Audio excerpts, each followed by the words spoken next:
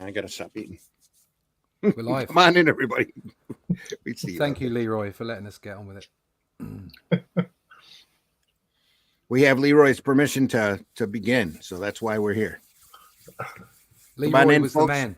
Leroy was the man that made the purchase last night. Thank you, Leroy. Oh, thank you, Leroy. We'll make sure you get your artwork. Nita's here, or at least she's here robotically. I'm not sure if she's actually awake yet or not, or if she just programs this thing to come on. I thought she was a robot. Sometimes. You can help support Indie Comics Network by sending stars. You can send us stars, folks. All earnings go towards the channel expenses and supporting the other creators as well as myself. This program is not free, except to you.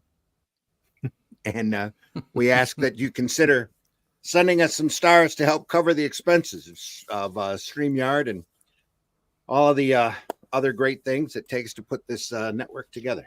So, folks, do that. Please send us some stars. Going to have a couple of openings here, and then we'll get on with it. Here we go. He said, scrolling frantically. There we are. In the time before Atlantis sank and the lands of the world were savage and untamed, one man would claim his destiny. Leaving his Atlantean tribe behind and throwing off the shackles of Lemurian bondage, he sailed the seas as a pirate captain before seizing his place as a king. And now that he has the throne, how long will he be able to keep it? This is the Shadow Kingdom, the classic sword and sorcery tale by Robert E. Howard, adapted by Randy Zimmerman, with artwork by Russ Leach. Available now at fundmycomic.com. Holy shit. That is the craziest thing I have ever seen.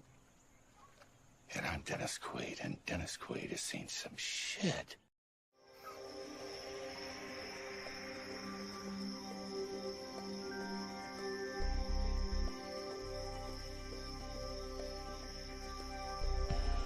What was that?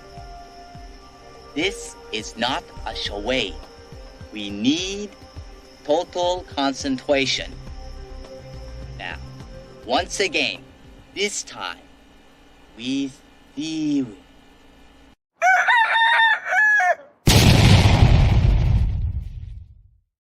Joke's on you, bitch. I love this shit. Come on in, everybody. We see you out there. Sorry, I'm having breakfast. It's 5 a.m. where I am. It's 10? Yeah. 10 in the morning where Glenn and Russ are.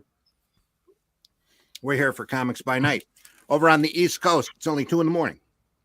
So anybody over there, the chat is open. We're very happy to be here. We've got some great stuff to show you today. I'm your host, Randy Zimmerman. You can find my work over at arrowcomics.store. You can find such books as Herobot Zero, Paragon, Calico, The Fool, and now hopefully Alice in Chains, as long as our guy has posted it up there on the store. And we hope you go over to arrowcomics.store and take a look, or go over to fundmycomic.com and take a look at the wide range of Arrow products that are over there, including Russ and myself doing adapting a Robert E. Howard story called The Shadow Kingdom. It's the first recognized sword and sorcery story, the one that started the entire genre. And I'm very proud to have adapted that, and it's the best work Russ has ever done. It's going to be a fantastic product. Where, what, 175%? Yeah, past our goal, 170%, near close to 170%, almost there. We've got 169 people backers. Got it up. 169 backers, 170% or thereabouts. Please, if we could get to 200 backers, that would be fabulous. And obviously, we want to do more Cull. We've got, the concept for the Atlantean moving forward. I've had everybody I've spoken to. I've been on lots of streams, speaking to people about the book, what they've seen so far, and everybody's really keen to see a black and white version. But they're also keen to see what we do in black and white moving forward as well. There's a big swell out there for black and white work, so that's where we're going next. But the book is it is our best work, or certainly my best work. and Randy's done a fantastic job on it. And yeah, just keep sharing. If you can't buy it, no, it's tough out there, but share it out for us. Let everybody know about it. I adapted the story and lettered it. And if you've ever read any Robert E. Howard, especially this particular story, it took him a couple of years of sweat equity, writing it, putting it on a shelf, taking it back off, and rewriting it over the period of a couple of years. They figure in order to get it right and get it submitted into Weird Tales, it was printed in Weird Tales for the month of August 1929. Is when it was originally printed, and the story is so visually well, written. It literally adapted itself. So very proud of the way it looks. If you want to read some real English prose, like proper writing, this stuff is beautiful to read. It really is. Prose from 100 years ago, just about. And if you've never read any Howard, you really need to. It's excellent, phenomenal stuff. So. Can't recommend it highly enough. But welcome to Comics by Night. We're here to look at some Elric today, and joining me is Mr. Glenn Fleming. Glenn, can you introduce yourself? Hi, everybody. My name's Glenn Fleming. I'm a writer. I write books like this. This details the visits to Jack Kirby's house, and you can get that on New Haven Press. I draw cartoons and similar things, and this is my cartoon creation Hatch, and you can get this book on Fund My Comic. It details all his sort of life, as it were, how he came to be, and it's got lots of artwork in it, all published and unpublished. You can get that on Fund My Comic. And just out now is issue 15 of Comics Unlimited, which is a magazine I publish every so often. It's about 100 pages. It's all about comics, so check it out. That's on Amazon, by the way. Amazon. Just look up Glenn Fleming. 2 N's, 2 M's. 1 M. 1 M, 2 N's, 1 M. Yeah. Glenn Fleming. And you'll see the wide variety of books that Glenn has published. Also joining us is Mr. Russ Leach. Russ, introduce yourself. Hi there, my name's Russ Leach. I'm a comic book artist from the UK. You can find out more about me at russleach.com. Please sign up for the email list so that I can keep everybody abreast of the current projects that I'm working on. I've been around, worked on some Batman, on some Marvel, on some Doctor Who, bits and pieces. You can pick up the whole collection of Batman art over at remitterman.com. That's now a collection over there. I think he's yet to put it up, but that's where it's going to be. Otherwise, keep your eyes peeled on the email list, as original pieces of art will be available to buy soon. But you can already get original pieces of art over at Fund My Comic on the Shadow Kingdom campaign, where you can pick out pages and splash pages. Unfortunately, the cover's gone, but there are still bargains to be had, and also I can do sketches for you as well, all the time, including a wonderful book that we put together. So you can find all that out at russleach.com. There we are. It's Elric today, folks. Elric, adapted by Roy Thomas. Initial artwork by P. Craig Russell and Michael T. Gilbert. And then if we can get over to Salor on the Sea of Fate, which I think we can today. Artwork on that is by Michael T. Gilbert and George Freeman. So Rad Arts and Comics says good morning. Good morning, or at least GM. GM around here, that's a car company. But Alice in Chains, they are the reason I learned to play the guitar, Leroy. No, this is Allison Chains. It's the comic of a girl who breaks herself out of her test tube and ravages the lab that she was born in order to escape and find freedom, while at the same time she can shoot chains out of the palm of her hand. Shoot. So, shoot. Art Victim, 5 a.m. here in Detroit as well. Hello, all. I hope y'all the best morning. Hope y'all the best morning. Art Victim. Yeah. I'm here in Flint, Art Victim, just barely south of Flint in Burton. So that's where our show is coming from today. Hello, gentlemen, from Dave. Dave in the house. Happy to see you here, Dave. Real happy you're here. It says, I'm disappointed Russ did not address his excitement over the Yankees' 6-1 start this season. I was just embarrassed because, I screamed a lot. Sorry, Leroy. Are we talking baseball? Apparently. Well, allegedly. My daughter is an incredible Detroit Tigers fan and now wants everybody to know that they are undefeated so far this season. Woohoo. So, woohoo. Hey, Dave from Leroy, Genuine Comics says, hello, Leroy. How are you today? All right. Elric, folks. Leroy says, can't complain, Dave. All right. Elric of Melibone. Melibone. Melibone. Exactly. Mana. Yeah. Melibone. Yeah. Anyway. Melibone.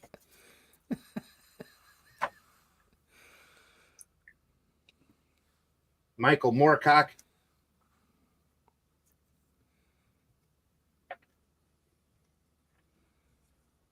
There we are. This is where we left off. Right. The ship which sails over land and sea. That left-hand page there. That's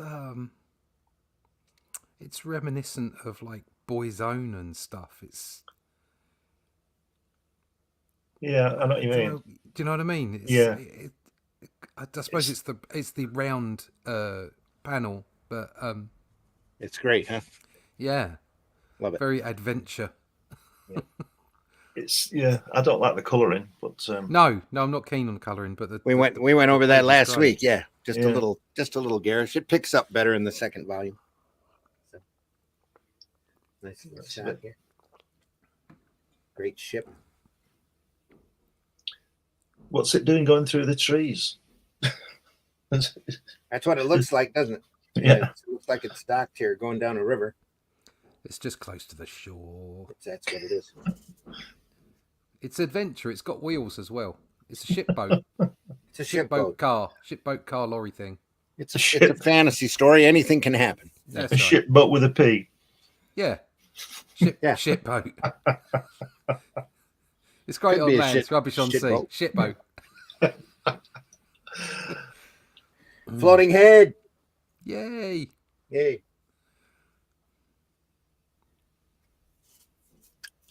I love that We were- helmet. Yeah, helmet's great, isn't it? We were talking quite a bit about Russell's work last week. So. Mm. Yeah, we said it's like Barry Smith, wasn't it? With long noses and long faces. Yeah. But not as good. It's very, very tender stuff. Yeah, this colouring is not good at all, is it? No, but at the time, it was the best. Wow. So long before Photoshop came in and muddied everything out. Photoshop. We still have those garish colors from just like Marvel ran through that entire period there for 4 or 5 years of garish plastic plates. Yeah. Just horrible, loud color. Almost eye bleeding. Nice chin. That's a chin, all right. You could open a beer bottle with that. At least it can.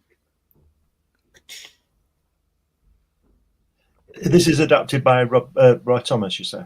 Roy Thomas, yes. Yeah. Recently awarded somewhat creative rights. For, Yes, yeah, I read about that. Wolverine. Yeah. Don't ask me how that Yeah. happened. Yeah, well. Somebody pulled a string there. Somebody offered him some money.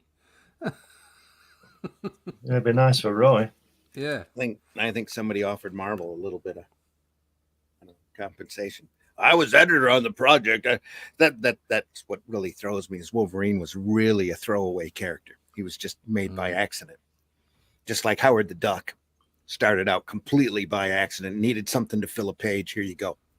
Needed something to fill an issue, and they just had Hulk fight a big monster, so they had him fight a smaller superhero. It was on his way to Wendigo, apparently. He had just fought Wendigo. And Yeah. he just fought Wendigo, and he was on to fight something else that was big. And they he was wanted up to in shove Canada. they wanted to shove something in between.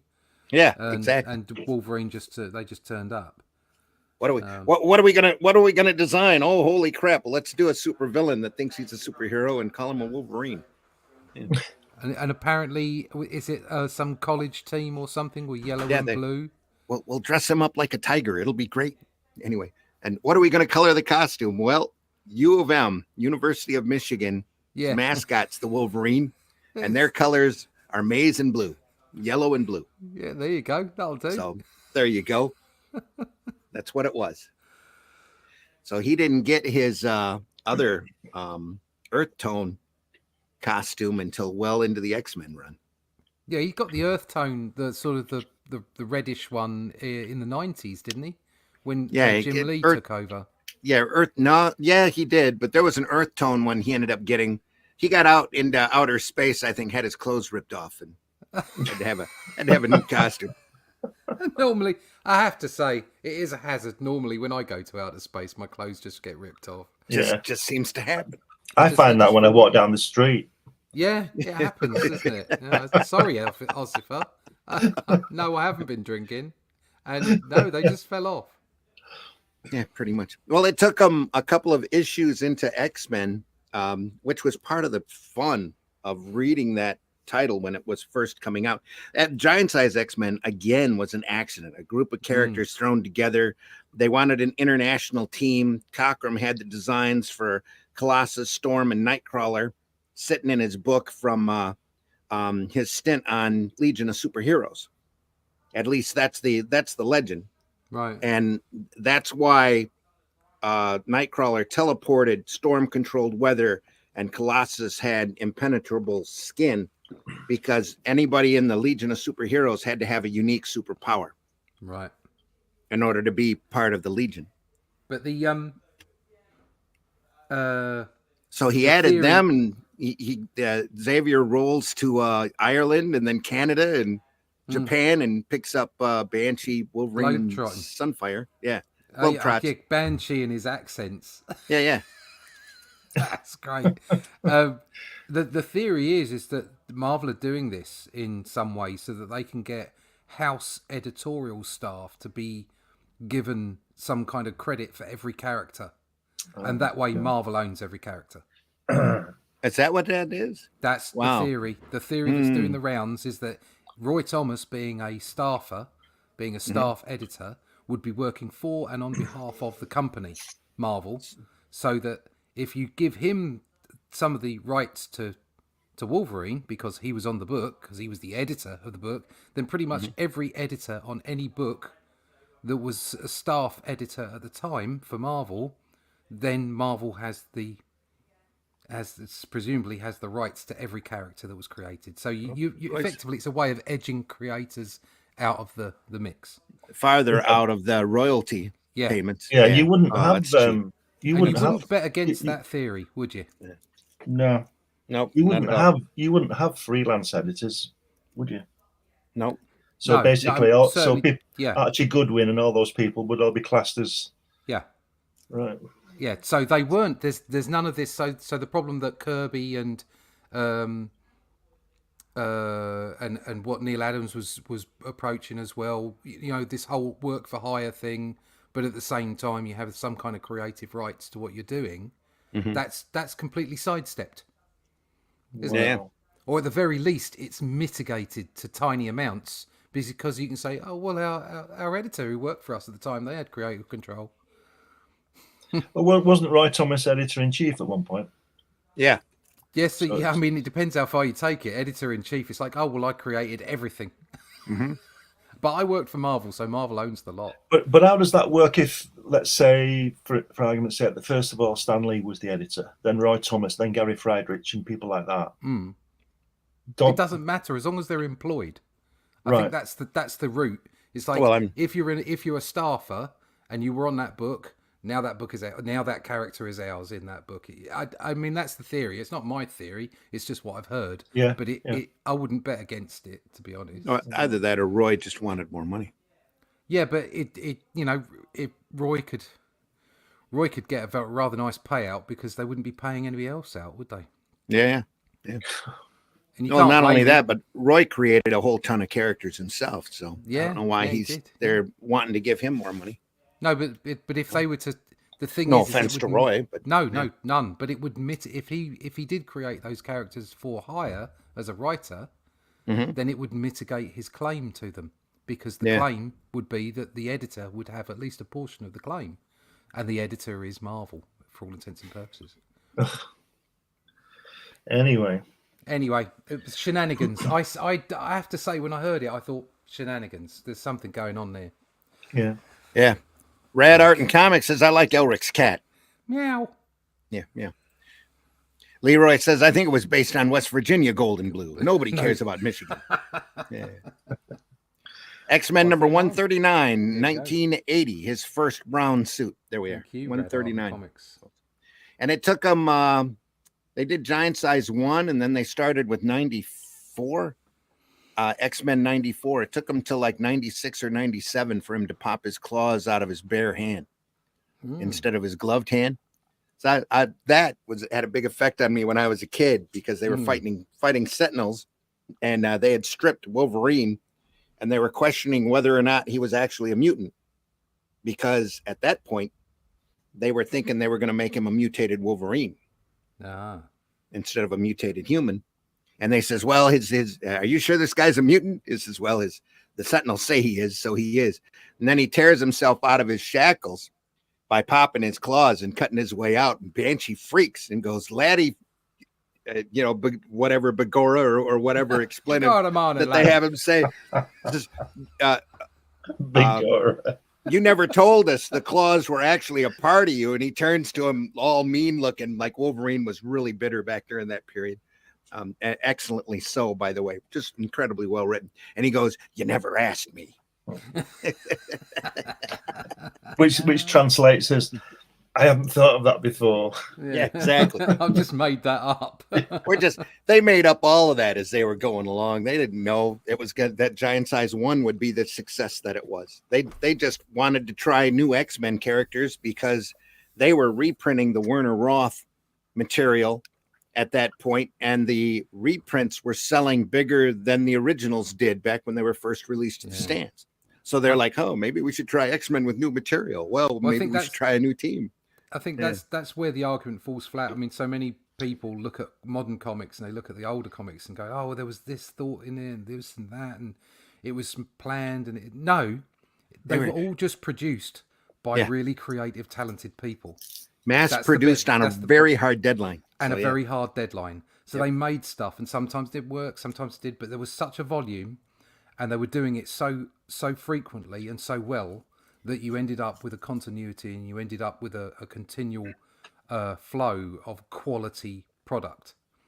They had a solid formula down for working out those issues, and that's because of the Marvel method. The artists were pretty much plotting the entire tale out, and the writers were doing a basic outline and then filling in dialogue, like what Stan did way back when. I'm going to turn this page. Oh, anyway. That's different. Boom. Treebeard. Look at that. Like that. I want my ship. That's one of the best pages I've seen so far. That's great. That really screams Michael T. Gilbert here, too. This whole page does. Very much in his style. It's more Gilbert there than Russell. Is that left-hand page, bottom last panel is homage to Hakusai? Oh, yeah. The wave, yeah. Yep. So that ship is moving along the ground? Yeah, must be. It's a land ship. Wow. And do you know, I never used to read Elric, and I wonder why. I want my ship. I want my ship. Yep. I've never read the Elric books either, except for the comics. Yeah, it is a little bit like King Crypt. It's Leroy. Yeah. It's been decades since I've read the comics. Groot. I am Groot. Yeah, pretty much. I'm drawing an issue of King Cryptid, actually, for Alterna. Oh, cool. Great. Yeah. I think I've got to do that in June. How many pages? I think it's like a 23, 24 pages. Full book. A full book then. Yeah, full book. It's an issue. Yeah, it's an issue. Fantastic. Rad says I have a Roy Thomas signature on a modern Wolverine, probably. Wolverine. CGC, yeah. But, Wolverine book. They also reprint old stories again a second time with X-Men Classic Run. Yes, they did.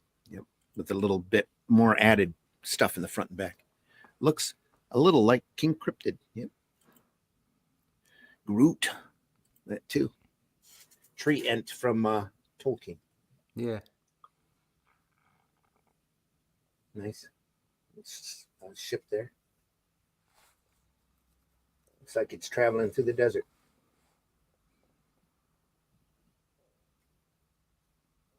So these ships, are they on the sea there, or are they flying on that long panel? Left-hand panel, right. And now the ship is moving again panel. slowly toward the last short voyage it will ever make on land. They're on land here. Yeah, the picture on the underneath that on the left with the tall spot. Yeah. That's it. Are they flying or are they in the water? This They is look water like they're here. in the water. Yeah, because are there reflections? Looking down on his splendid captured fleet from the next house in the Droskem, Prince Tycoon is pleased indeed. Is not our armada a wonderful thing? Sir Moyle. Apparently that's yeah. Elric's lover there as a dead corpse. Yeah. Oh dear. As an animated corpse. She's that's not very nice, is it? Nope. The rat's moving in.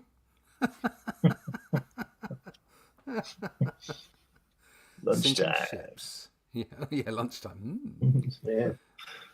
Corpse. You are insane, Tycoon. Oh my word. Whoops.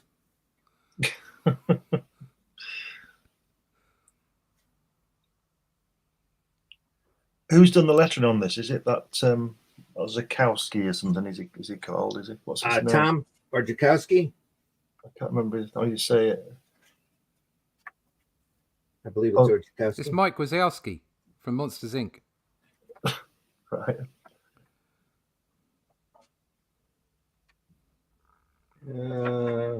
Go to the beginning of this chapter. The lettering was on that circle. There you go. Yeah. There is it. If you go to the beginning of this chapter, you'll see his name is on the circle thing. Yeah, with the ship. At the top. There you go. Where is it? Is it Craig. Colors? Gilbert. Yeah. Orjakowski, yeah. Yeah, right. ORZ. Yeah. Or Torts. Well, she obviously lifts. Yes. Yeah. Bizarre choice. You'll love me soon, you'll see. Yeah. Throwing a goblet at her. I don't like this artwork at all, I have to say. I'm not It's not doing it for me. Yeah. Well, outside of the coloring. I bet it would look better in black and white. Yeah, it probably would. I think the coloring is a little disjointed. Well, it's garish. Exactly. Yep, it's that Van Gogh panel on the bottom right. Yeah, he was talking about where she was sitting with the previous page. Sorry, the panel we picked out with the rats. That one, bottom right there. That's what he was talking about, I think. Yeah. Yeah, it's bonkers.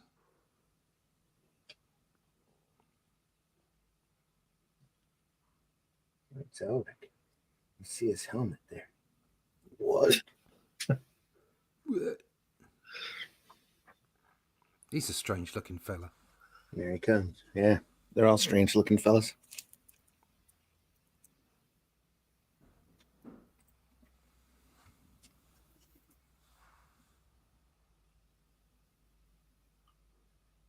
There's a lot of clearly a lot of text, isn't there? You know, lots of panels, lots of writing to get in, which I understand at some points you had a problem with, Randy. I'm looking forward to seeing those pages. You know, and you were saying on your book where you didn't know where you were going to get the letters in because of the artwork. The artwork was so good. So we worked it out though. I'm sure you did. It did Russ- work out okay, yeah. Russ and I went through and fine-tuned it afterwards too, Yeah. so just to make sure there was a flow to it. I'm sure it's fine. I can't wait to see it. Is that a guy's head there at the top? Isn't it? Where? Oh, he's chopped Top- the head off, yeah. Top left. Badonk. Yep. Off it comes. Oh, Schwank. Bonk, bonk, bonk. What is that? A screech? Screws. It looks, is that a Screek. mirror? Screekoo. yeah, it's a funny name that. Creek. It's a creek. As the mirror of memory is turned to focus upon the streets below. Hmm? It's a creek. They're turning the mirror of memory. Ah, so they turn it. And apparently it's got something to do with the gaze because he's got Elric's got a blindfold over his face, over his eyes. He's Black Bolt. Glenn is right. My guy, Eric Weathers, would have a fit. Yeah.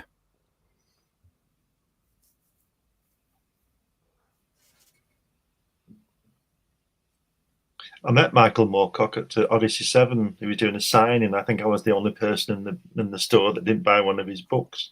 Oh, yeah. He kept looking at me. I thought, well, there you go.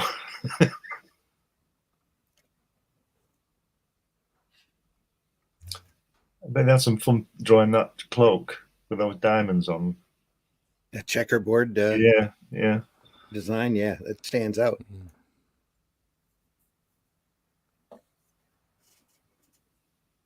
I thought this woman was dead.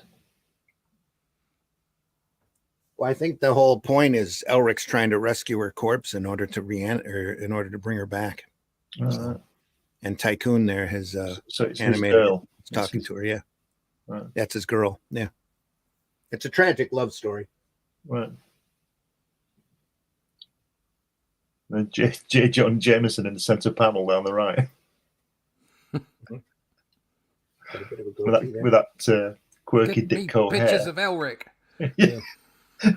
I have a goatee to cover up my pointed chin because everybody else has a pointed chin. Clang, clang, clang. Kind of cool. Wish that was bigger though. A lot of story. Yeah, I like the way those last 5 panels are done. Yeah, Oh, that's nice. Look at that. That's good and unusual. breaking glass. The mirror of memory is no more. Smoosh. I believe that's his sword talking to him.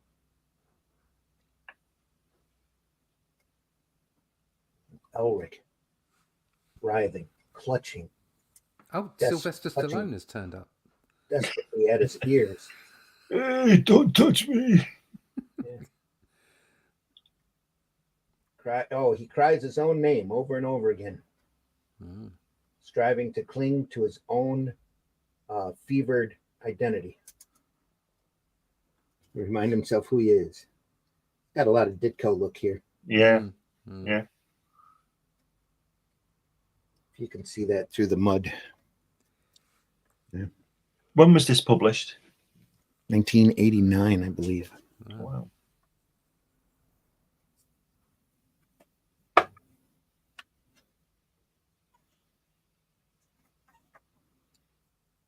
This edition was 1986. Sorry, first comics. Originally printed in 83 and 84.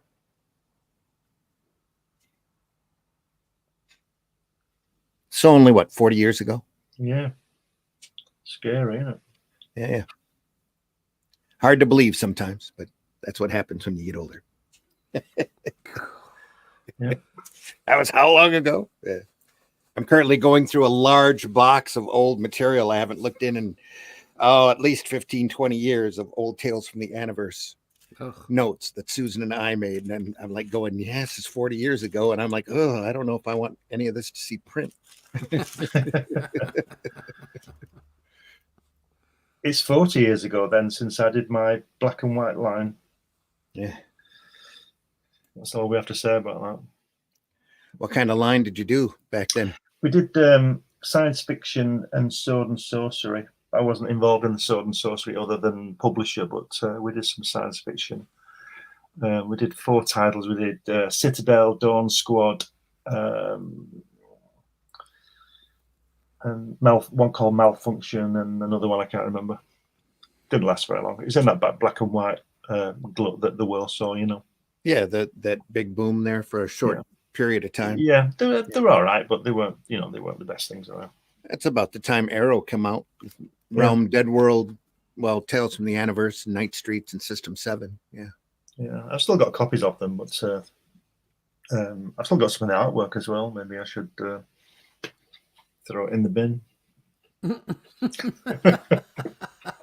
Just offer it as a tier, on your next campaign. Yeah. I did that on the Revolt anthology that I did. I had a tier as you were going out the door called "Help Clean Out Randy's Basement." Something like a good idea. I'll send you 5 books for $5. They're all Arrow comics, all black and white, back from the 80s and 2000s, in between there. Yeah, moved a few copies. There's still some great stuff. A lot of that stuff's still great reading. Yeah, they're not bad. They're just not the best things. Yeah.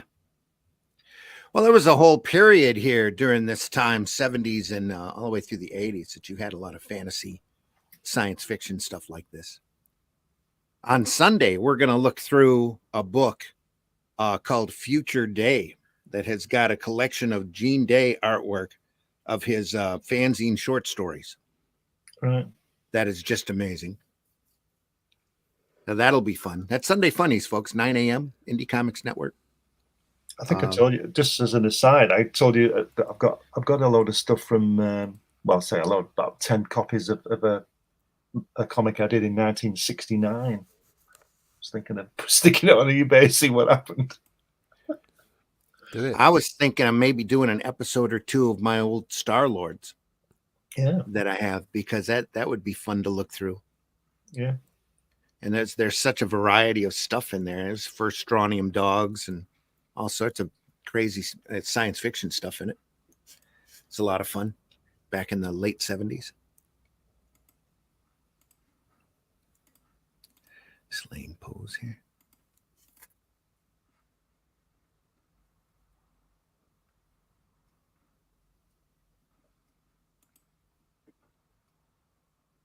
Oh dear. Where's he gone?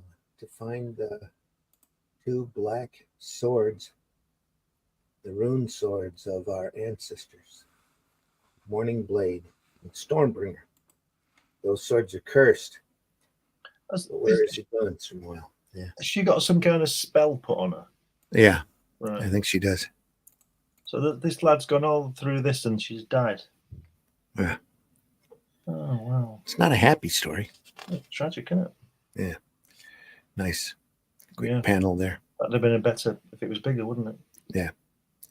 Well, this whole thing needs a little bit more air, needs to breathe a little more here and there. Again, he likes those pointy noses and pointy chins, doesn't he? Yeah. Sorry, go ahead. That was the cool thing about Shadow Kingdom, is that as I was going through and reading it, it just the page breaks were natural.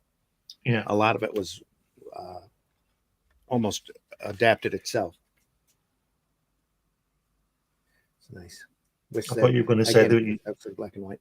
I thought you were going to say that doing that call with Russ, there was no pointy chins and pointy noses. No, I don't remember any. No, there weren't. No, I didn't do one pointy chin. I can tell you that. There's a nice pointy beak on one monster. So there's a pointy beak. Yes, gotta love a bit of a pointy beak. Exactly. But no pointy chins. Yeah. I'm just going through and checking now, just in case. Go through and count the pointy chins, just in case one slipped in without me thinking about it. See that candle there on that right on page at the top? That's a real eerie candle, isn't it? No, on the other side, the candle at the top. Yeah, that is. Yeah, it's a real. That guy is. What's he called? The ghoul. The guy who introduces the stories. That's a Wrightson candle. Yeah. Yeah, he has that candle. Great.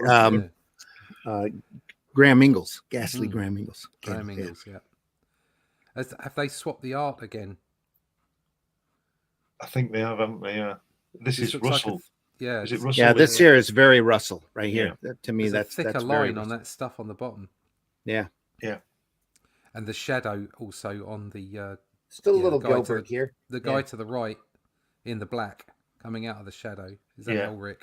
There's the lighting on that. That's very Wrightson, isn't it? Yeah. The inking on that is very Eisnerish. Yeah. To me. Yeah. I like this even with the chin. Yeah. It's a nice angle. It's very Barry Windsor Smith there. That is, yes. Yeah. That's more like the image on the front of the book. Yeah. Chapter 6, Through the Shade Gate.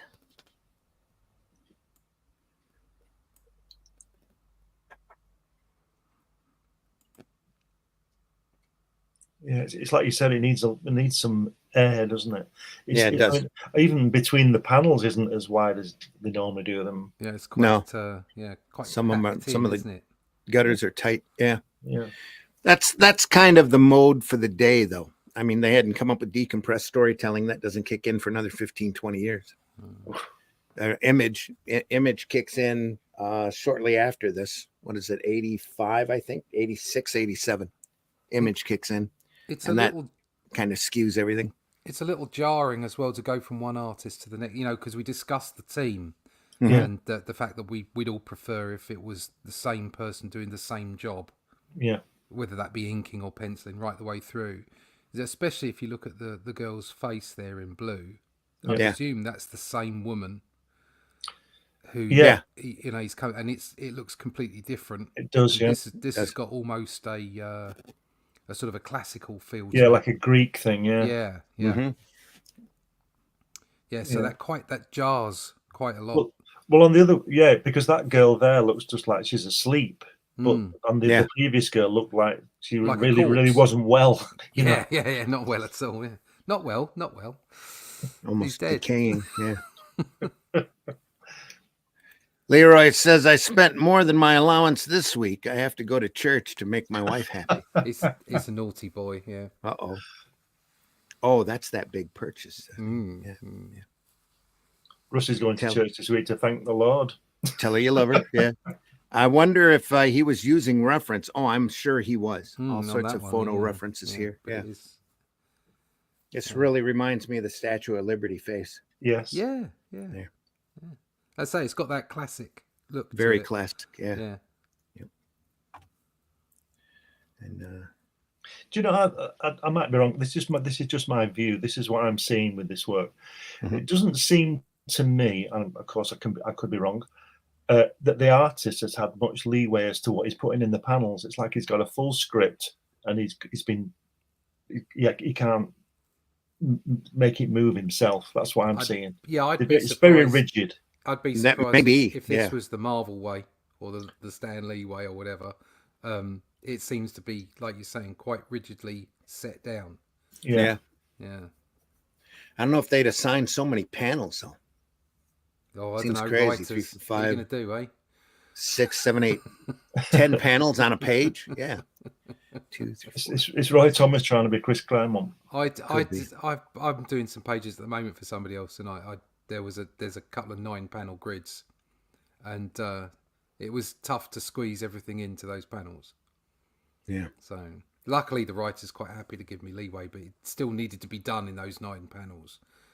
So it cut it down from 15. Yeah. It shows that you can't just be a good writer to write a comic book script. You have to see things visually. You have to know the medium. You have to know how things are going to look and laid out in your head. You have to understand the structure of writing for a comic book. It's not the same as writing for film. It's not the same as writing for a play or for TV. They're all different disciplines. That's why Alan Moore's so good, because he's a cartoonist as well, isn't he? Very much, yeah. Yep. He saw everything in his head while he was writing it down. But like the first, and I've said this on air before, the first couple of issues of Babylon 5 that they did adapted off of the TV show J. Michael Straczynski wrote, and you could tell he wasn't familiar with comics. or the breakdown of it. They're just muddy and they're very difficult reads. But he got better, and then he did that Spider-Man story. But yeah. As a writer for comics, you must remember that a large portion of what you want to write is what the artist is going to do. Right. Yeah. So yes, you need to write descriptions for them and what have you, but you also you need to, in order to get the best out of the combination of writer and artist, you need to let the artist off the leash. But the artist needs to be able to tell stories. They need to be good at the sequential. It's not just an artist. So it's as much as you need to give each other respect, you also have to trust each other. To do the right job. That's just reminded I probably need to change my Facebook page again. Hard. Sorry, folks. Blinking blimey. You can come in. We're over on my Facebook page now. You just can't get the editors, can you, Russ? No, you just can't get the editors. Leroy says Russ is right. It's jarring. Yeah. I'm always right. It gets better. You know. I said that to Helen. I said the only time she's wrong is when she disagrees with me. And even though you were right, you still had to say sorry. Yeah. I don't think I would ever say that to my wife. Well, she was on the phone. I'd end up having to do dishes or something.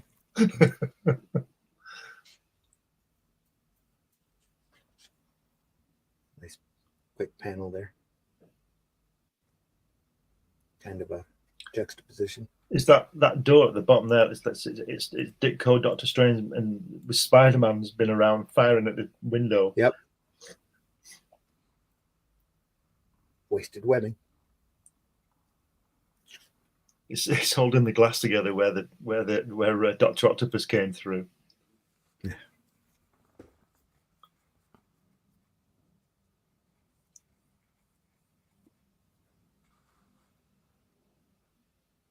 It seems to me, this stuff. I know we're not reading it, and I haven't read the book or the comic, but it seems to me that it's struggling to be adapted. That's just the impression I get. It's struggling. It's like, does it work? I've tried to read Elric a couple times. It's not an easy read. The book. The book, yeah. Right. I've got the book here. I think it's got the first 4 volumes of Elric in it, and I've tried to read it a couple times and just can't get into it. As I say, I only got through 1.5 books myself. It was hard work.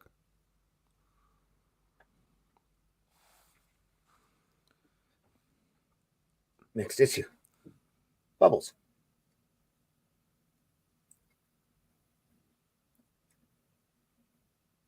He's brought his duvet with him.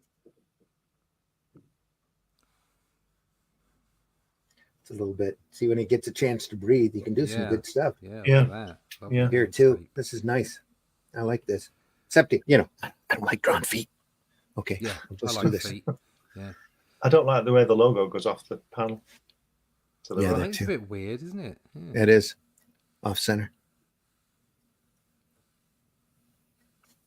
That is that like a sort of a bridge being shot? Is that what he's walking? He's walking through the mist. He's walking through a portal here. Portal, yeah. But it looks like this on the diagonal yellow on the main panel. Mm-hmm. Looks like he's standing kind of bridge of fire or something. That's that portal. It's the portal at an angle, and he's standing on the edge of it. Oh, I get it now. I get it. It's like that black hole thing, where you can go around the back of it type of thing, and it's not there. Yeah. Obviously, the trip involved him being off center and a little bit of Lawrence Welk here. Yeah, it's very strange. Yeah. Very strange. Obscure reference. Sorry. We just ignored it, Randy. That's fine. Word balloons everywhere. It's probably an obscure American reference too. Yeah. If you were my folks' age, you'd understand. Anyway, here, yeah, this logo is way off. The L here in Elric almost looks like a L and an I. Yeah. Especially with that bubble up there. Mm. Elic.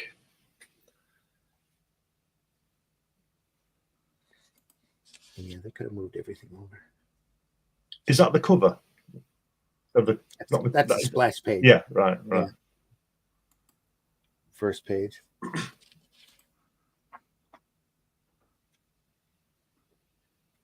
These guys like to stand in the wind on top of things, don't they? Yeah. That's Frazetta, Weather Witch. Yeah. This guy's almost Nosferatu, isn't he, with his colouring and the way he stands about.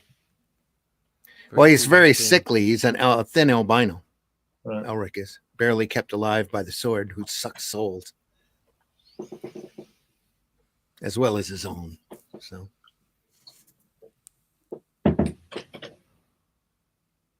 you know what? I like purple. I'll tell you what, these pages are better than the previous. They seem less cluttered, not as much text, and a bit more space between. Just more open. Yeah.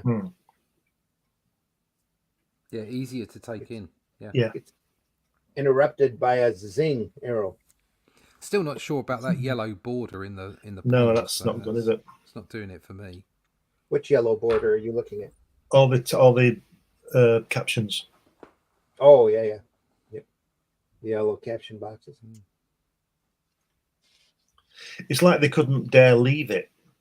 Yeah. You know, where it would have worked with just that purple. Well, maybe. But that yellow doesn't do any favors. It also breaks up the narration from the thought process, except it doesn't do that here. This is all narration. But here, you know, the balloons are white and the caption box. Well, if they'd have just made them all yellow, it would have been better. Yeah, I would have preferred that. Yeah. But it can be done. I mean, I did that in Only Death Can Save Us. So when Chrissy transformed at the end, spoilers. She then had blue speech bubbles, right? Yeah, and the narration, as it was, were yellow. So you could tell when things. So if you went to a box that was her thoughts from the previous panel overlaid over a silent panel, you could see it. Yeah. And it was a visual trick for you to immediately know that Chrissy's thinking or Chrissy's, narrating. Yeah. That one there with the zing looks very Ian Gibson, doesn't it? Yeah, it does. Yeah, yeah. There is, especially with the color, it's very Ian Gibson-esque.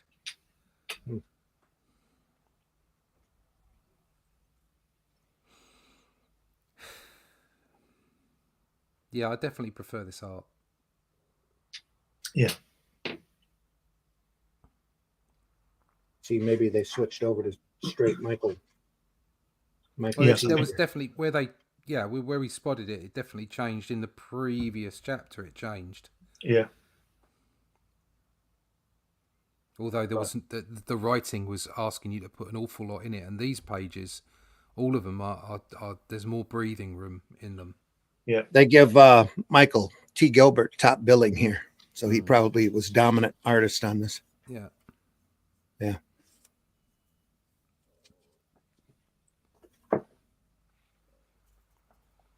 It's a lot better, this artwork, I think, for all the reasons we said. I really like Elric once George Freeman gets on it, inking on it. It's just, well, we looked at that at the end of last week's show. We'll get to there. One more issue to go on the main Elric story. Yeah. Wink. Wink. Very ditto here. Very ditto. Considering, I don't like the sound effect for winking. No. Considering what we were saying earlier about that Wolverine thing, and this is relevant to this, who is Roy Thomas the editor on this, and will they be able to claim it off Moorcock? No, because Moorcock has the original. Right. It's only if they create a character under under the stewardship of Marvel. Yeah. So Moorcock is independent and they've Moorcock adapted his story. Yeah. And then, yeah, it's like right, Conan and Cull and what have you. Robert E. Howard is the owner. Exactly. Yep. Yeah. Got you. Although Marvel can claim copyright over the way that they showed Conan. Okay, they Not can really. claim, That goes back to the Howard estate. They can claim certain aspects of it. So, for instance, Elements. we're talking about with Cull with his scar and that kind of stuff. Mm-hmm. So we can't make it. So, for instance, when we're drawing Cull, we have to draw Cull the way we see him from the original prose. Exactly, If it starts to look like something that Marvel drew, then they could maybe have a case for saying to us, cease and desist. But even then, as Randy's saying, because it is made, because it's by somebody completely outside of Marvel, they'd probably have a hard time doing that. Yeah. So, And there's no mention that I know of Cull receiving that scar. no, Not in no, the there's prose. no need for him to have. The only reason No. they did it was to differentiate him from Conan, I think. That and the squared off crown. Yeah. Yeah, and the crown, and they did that because they weren't deep into Robert E. Howard. It was very much a translation for a modern day comic. Mm-hmm. So actually, Conan and Cull became more similar in who they were, rather than the actual prose where you realise the differences between the two characters. Oh yeah. Yep. So they had to find a way to make it so that you were definitely reading a Cull comic, not a Conan comic. So they had to do that kind of stuff. Actually, it's made it easier for us because just by the fact that Cull has no scar means that we're obviously not in the same room as Marvel visually. Okay. Yeah. And when we take Cull out on the road in the Atlantean, he's probably going to look more like Conan, to be honest. So it's like we're free now to do what we want in that public domain environment. But yeah, they didn't. Roy Thomas didn't make more this Elric. They're already running it from somebody else. But Conan had already been out. They had already crossed Elric over with Conan in the Barry Smith books. Yeah. So if you were going to do an adaptation of this, you couldn't draw Elric looking like that. No. Right. Unless you got the rights. Unless, I mean, obviously, if Elric was in public domain, okay, and we were able to go away and do the story on our own, if in the description from the public domain prose, his helmet is described exactly as you see it, then nobody can lay claim to it. Right. Okay. But if it isn't, and this is something that the artists and the creators have made for their version, for their adaptation, then you can't use that because that's theirs. Right.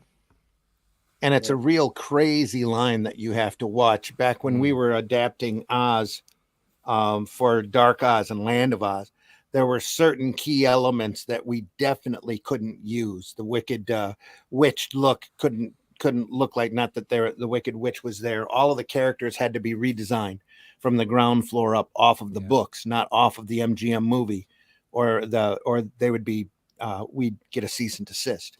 Yeah. Certain elements like Surrender Dorothy we couldn't use. But Dorothy was hardly in the books until Land of Oz anyway. But there are just key elements that you had to stray or make sure you stayed away from that were tied back to the MGM movie, where all of the books were already in public domain. That Leroy's just saying the cloaks look a little bit like Breyfogle, Batman Breyfogle. Yeah, it's like there's that. A lot of influence definitely there. that panel there with that you just had your finger on there. No, the one to the left. Yeah, the two there. The way that's rendered, that does remind me of Batman. Norm's work, Breyfogle. Yeah, Batman. The one where it was religious. It was like Christianity had taken over. It was an Elseworlds book that Breyfogle did. Okay. I can't remember the title of it. But there was a lot of that sort of. He really lent into that kind of stuff there. Yeah. That guy with the bow there looks like he's got one of those little plastic helmets that people on bicycles wear. Doesn't he? You know what I mean? Yeah, it's little more plastic. More of a cat. I know. That's Those funny. those plastic helmets that wouldn't do I could any just- good at all if a lorry ran over your I head. could just imagine him with on now. Can you imagine He's if got when his- he's going? Has he got bicycle clips on as well? Yeah, they're going to stay with instead of kicking rocks there on that page. He Yeah. gets on. He should say, "Get on your bike, on your Get on your bike." And he bike, should mate. pedal off. Get on your bike and ride. Yeah. Get on your bike and ride.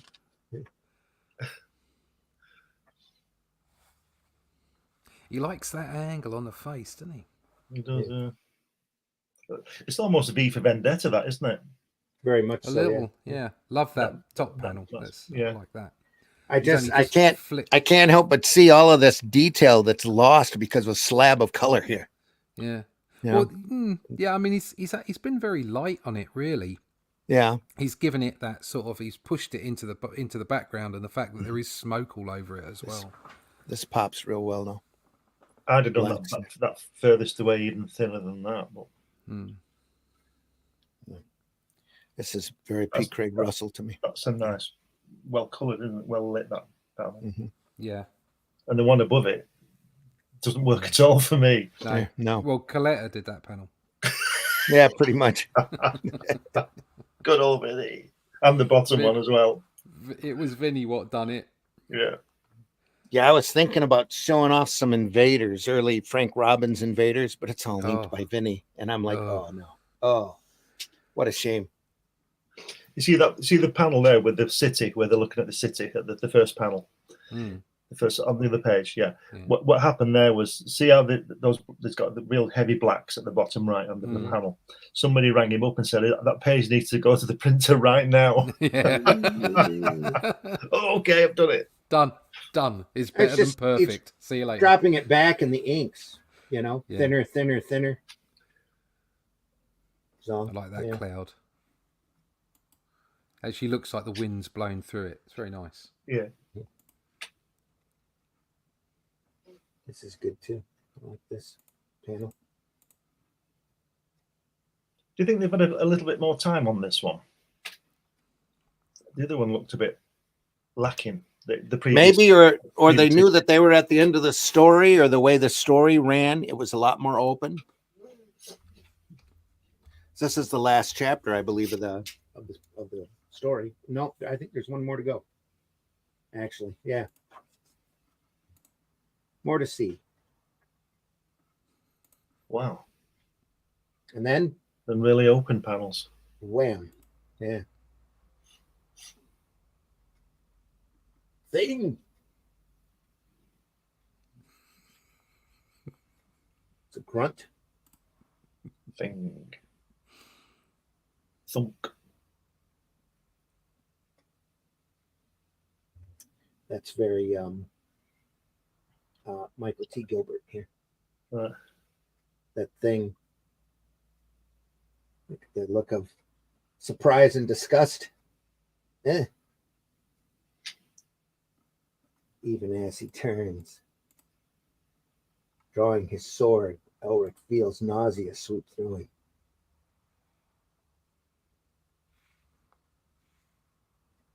Very strange.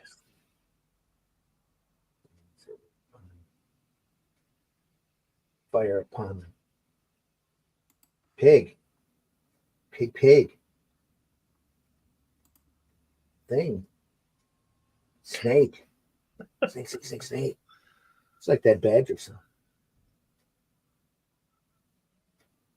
Seems we must fight for our passage, Elric. Funk.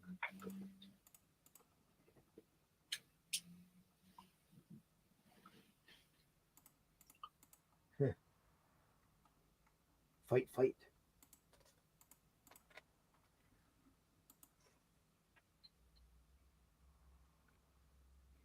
What's up, the nose shot? That's interesting. This is Very Michael T. Gilbert, this whole page here. Very Jerk strange. again. This too. That's all Gilbert. Mostly Gilbert here, probably inked by Russell. Not bothering with any backgrounds either. Nice and it's making it clearer. Yeah. You can see what's going on. Shunk. That's a splitting headache for him.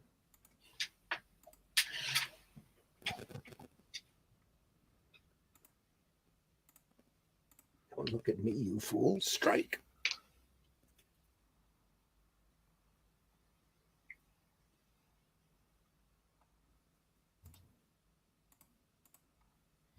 It's very strange. But that last panel where he's looking up, that face is really good, isn't it? Yeah. Oh, sorry, earthquake. Here. Yep, yeah. I love that. That's a nice shot.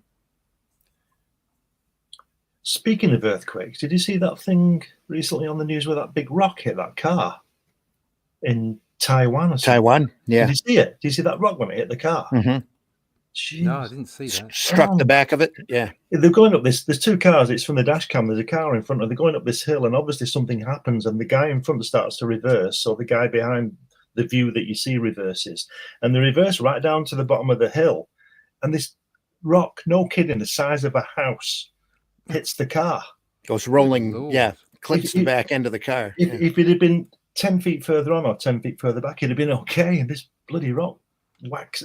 It's incredible. Mm-hmm. Wow. Frightening. They just had a construction crane collapse onto a bridge here, another bridge that took out a Tesla car. The guy's lucky to be alive. Wow. It just went through and squished the entire car except for where he was sitting. Oh, good Lord. So it makes you wonder why we can never get all the politicians into one bus. Because they know why. Yeah. and have a giant boulder roll them over. Yeah, giant boulders. You never get a giant boulder when you actually need one, do you? That's the trouble. Big construction crane, boat hitting a bridge. Holy crap. Yeah. You're right, Leroy. This is much more consistent. It is. Yep. Yeah. Leroy says, "Thank you, Glenn." He was trying to put my finger on it. So this chapter is much more consistent. Yeah. Don't put your finger on it, mate. You might catch something. Yeah, be careful. There's still some great stuff here. Yeah, this is bonkers. This one, isn't it? With a mass with a big eye in the middle, and ugh. It's a chtunk. Yeah, chtunk. Yeah, that'll do it. Another stunk. Stunk. Stunk. Look at the quills on his back. It's like I don't know. It's like a brush. It's so that people can wipe their feet before they stand on his shoulders. Yeah. Comics are wonderful. Yeah. It's like Green Arrow's quiver. Oh, I've got a line like that. So he just reaches back and miraculously pulls out the boxing glove arrow in order to shoot it at somebody. Smack. Where Superman catches it and it just bonks him on the face anyway. Yeah. Ba-doink. Tweaks his nose. Twink. Twink. Much more open here. Nice pen. Yeah, I like the your eye goes right there. I like the interaction of the characters as well. There's a bit more acting going on like this. Yeah. Again, that's more Gilbert than anything. Gilbert must have taken over the pencils on this. Is he only 2 feet tall, this guy? Because in those two panels on the left-hand page, the third panel and the last panel, it looks like he's shrunk. Oh yeah, it's rather short. And on the other one, and on the far left one, it looks like he's slapping his backside. Yeah. I think it's here. No, on the far left, bottom left, further on, bottom left. You're there. I think it's just that Elric is extremely tall. He is, yeah. Yeah. Tall and lanky. This is nice. My eye keeps going right back to this. Yeah. Yeah, that's nice.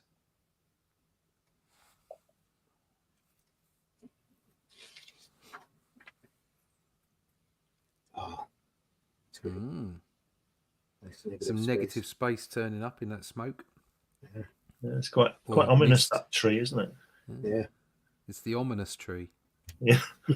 must be an ominous tree.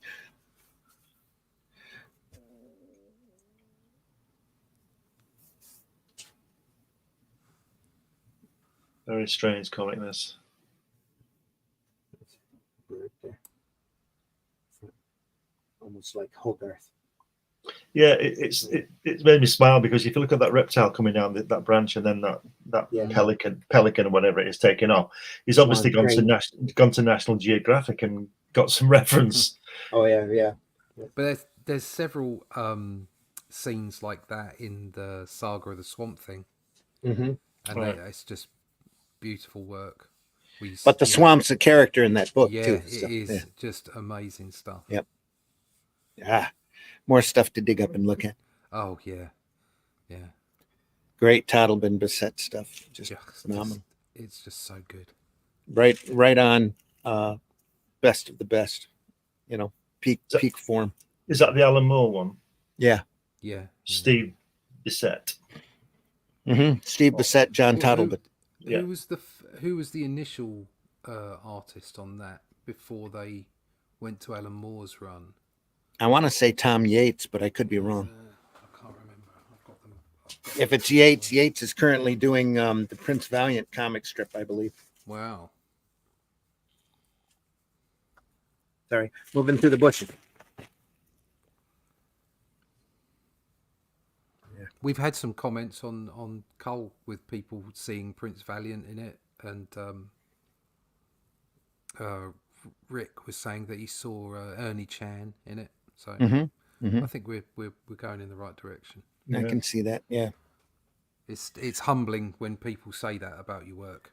Yeah, well, about people that you admire. Also, with that material, there's been enough time go by, and Marvel has just had thrown Conan into such obscurity. I think when Titan gets a hold of it, and everybody goes, "Oh, look at this!" Marvel ruined the Conan at the end, and they were right to take the license off them. Yeah, they did. Yep. And I think Titan 100%. Are doing in the main Conan title. I think they're doing sterling work. The Savage Sword of Conan one, there's a couple of bits in there that I'm not as keen on. I'll be honest. But it's still good stuff. It's still good stuff. I've got my retailers supposed to be digging that stuff up for me, so because I haven't read any of the Titan material. No, I mean I've only looked through sample stuff. I haven't got myself copies of it yet, but I think I will. And that book collection we had of Russell's Conan that we looked through a couple of weeks ago, I tried to read the backup stories in there and just could not get into them. Yeah, and the artwork was great. The artwork was fine, but I mean, better. It looked more like Conan than what Russell's material did. But still, the stories in them were just horrible. Really hard. We're going to do it right. So. Oh yeah, we're going to do it right.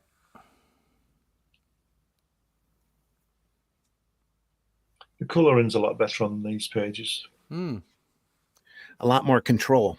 Yeah, a lot less mud. Yeah, I agree. I think it gets better again with the second volume. So. And I was just thinking that on the left-hand page, the long panel on that. That's nice. They've worked on his helmet rather than just black it. Yeah, there's work on it. Yeah, it looks more effective. Elric walks into a bar. The barman says, "Why the long face?" Sorry, different joke.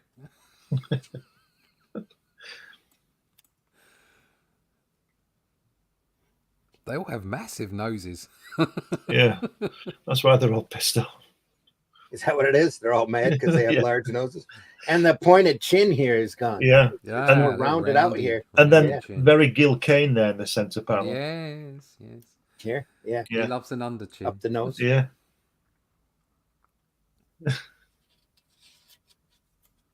Again, probably more photo reference in use here. That's a nice face right there. Not bad at all. I like it. It's a nice face. It's a nice face. One more chapter. It's also a nice panel. Yeah. It's not a book to read when you're depressed, is it? Oh, no. No, not at all.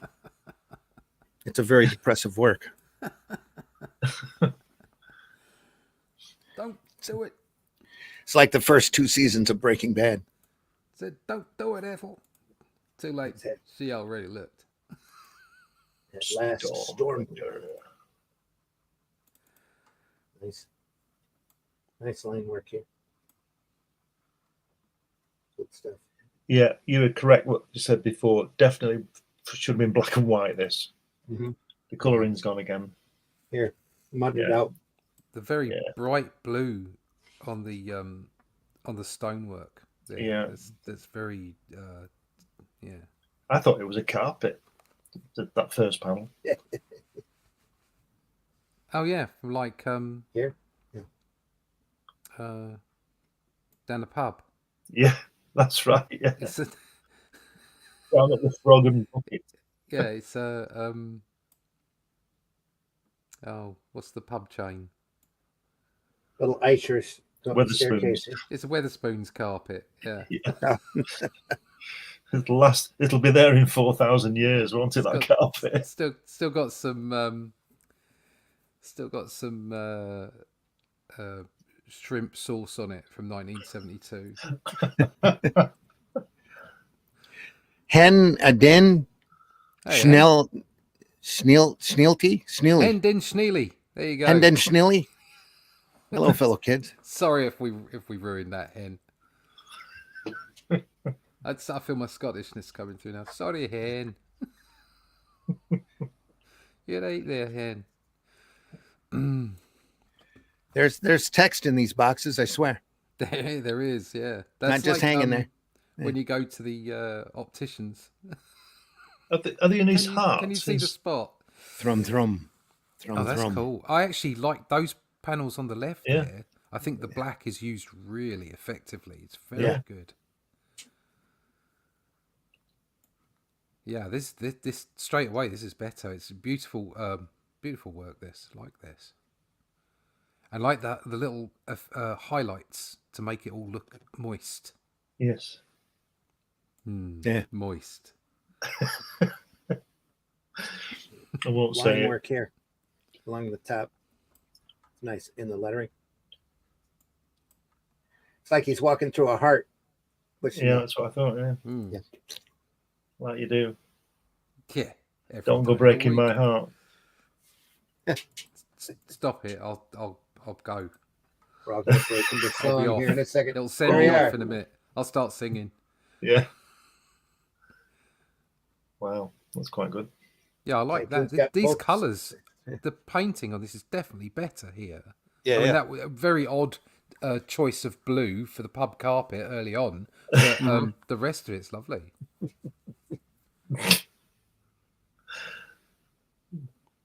Not sure about the checkerboard. It makes him like the Joker or something. Mm. Yeah. But it's very distinctive. I mean, you know who it is every time you see him. Harley Quinn's brother. Mm. Harry Quinn. Harry Quinn. The Mighty Quinn. Shots an arrow into the air. He just catched it. Throws it to the Done, side. got that. I laugh at your arrows. Mortal weapons are useless here. What he says. Oh, it's all gone a bit floppy, isn't it? Yeah. That's why I was chasing after the swords.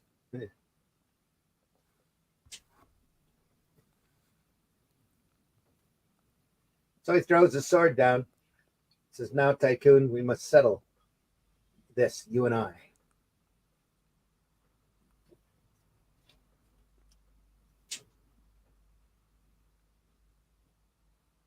Not quite as crazy looking here. A lot of line work, though.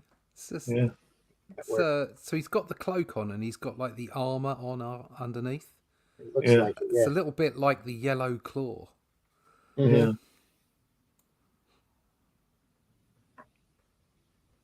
God, I loved that when I was a kid. The yellow Steranko. Yeah, Yeah. Steranko. That whole they serialized that in the back of Captain Britain Weekly. Right. So I got the whole run of that, and that and those bits were in color. Right. In the first 24 issues of Captain Britain. I think it was weekly. I don't think it was monthly. I think Anyway, you're right. I think it was a weekly too. Yeah. in the first Yeah. 24 issues, the Captain Britain part and the Nick Fury Agent of S.H.I.E.L.D. part were in colour. Right. And the middle bit was black and white, and that was and it had grey tones on it as well, and that was Buscema and Sinnott. and just the whole magazine is just beautiful. It's all on old newsprint. It's great. But I ran right the way through that, and those 4 panels where it was where it's almost like Shield invaded the Yellow Claw's hideout. Yeah. And the Yellow Claw, and he defeated the Yellow Claw, and he ended up being an android or something. It's just and there was these big, massive. He had 4 pages of full panel pages of this battle scene. It was one scene, and as a kid, it just absolutely threw me. It just blew me away. Just fantastic stuff. Could you imagine having that artwork on the wall running together? Be wonderful, wouldn't it? But let's hope somebody has it framed and on display. Yeah, it's actually inspired me because in the 3rd book, Only Death Can Save Us, the 3rd book, I've actually said to Rick, I want a scene like that. I want 4 to 6 pages, all one scene, boom, right the way across, all with their own panel per page, and a massive cosmic battle, and so being able to not necessarily homage, but to pay respect to those stories that meant so much to you when you were younger, that formed your opinions as far as comic art was concerned. It's just like it's great. It's a nice panel here. Yeah, very nice. These are nice panels. Again, we're now at the best pages in the book. Yeah, they'd look even better in black and white. Yeah, the big climax. Yeah, Stormbringer. Everything here on this panel is just right to there. Is this Craig? This is probably Craig. It's like whoever it is, him or Gilbert. It's like I said before. They seem to have been set free a bit, don't they? Yeah, the artist to just a lot more open. Yeah. Just do it, That's great. That last panel reminds me, it's nothing like it, but it just reminded me of that Doctor Doom Ben Grimm when they're battling it out in Fantastic Four cover. Was it 58 or something? I can't remember what it was. When they're smacking together. The one that Doom takes Surfer's powers. Yeah. And it also reminds me of the annual where the Human Torch meets the original Torch and they crash into each other. Mm-hmm. In the latest version of that, Doom takes the Silver Surfer's powers, but decides he wants to start an Instagram account and do duck face into it. Yeah. Sorry. It's my bitterness showing through. Though everybody's probably thinking, what issue was that? I got a million ideas. These pages are great, aren't they now? They are, yeah. They should go back and redraw the others. This looks more Gilbert here. I'm sure Gilbert penciled these and Russell probably went over and inked them. I like the top left panel. Yeah. That's just made for black and white, isn't it? It is, yeah. It's fabulous. It's like a Paul Gulacy shadows there, yeah. More great stuff to look at. Master of Kung Fu's.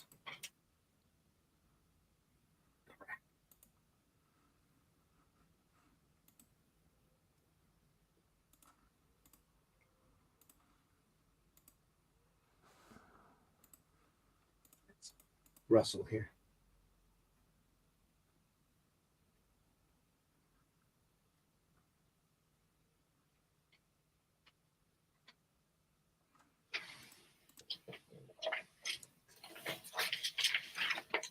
Wow, we can almost save the second volume for next week.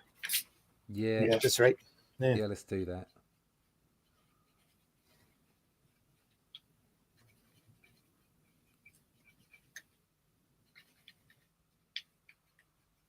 Nice panel though.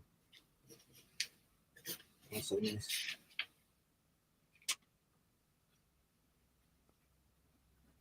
So page hot. I like this too. Yeah, good these, aren't they? It's a shame that the previous wasn't this standard, really.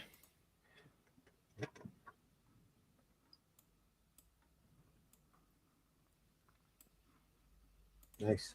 Again, though, it's not too wordy, is it? Now, No. It's like Roy's pulled it back a bit. Yeah. Let the artwork show. There might not have been a lot of story left, so Yeah. he stretched it out at the end in order to focus on the fight. Show don't tell, you know. Yeah. Now, if all the book would have been this standard, I would have been impressed with it. Yeah. Because I like this. It's really good. Still not sure about that checkered board dressing gown he wears. Yeah. Bathrobe. Yeah. Smoking jacket.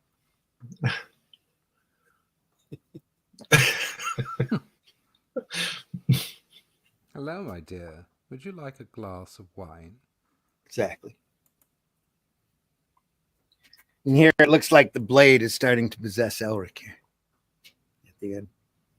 See him starting to get a little yeah. Feels an unearthly strength surge through him. Where did his hair come from and then disappear to? Tingles. What hair? Well, if you look at the left-hand page, he's there with his helmet on. He's got no hair, and then all his hair comes out, and then it's all gone again. Well, it looks nice in that panel, so there you go. Yeah. He cheated. He tucked it in between between this panel and that panel. Yeah, it's down here too. Tuck my hair back in.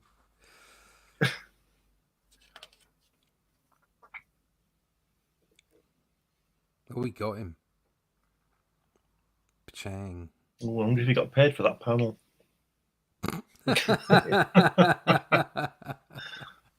Paid by the page. I wonder if he got. Oh, Yeah. well, what happened to the camera? I wonder if somebody was dropping him out of the window with that one. Yeah. Whoa, what's going on? They've gone blurred. Yeah. Oh, I don't know what happened there.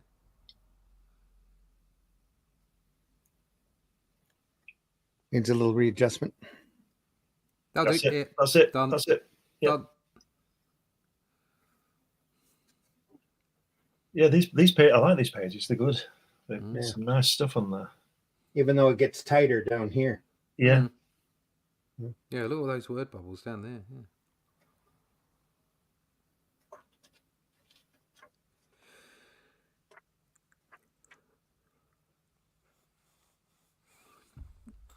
No.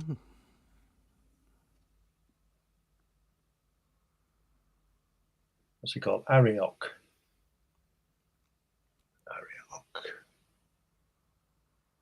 Doctor Strange there with those spells around us. Yeah.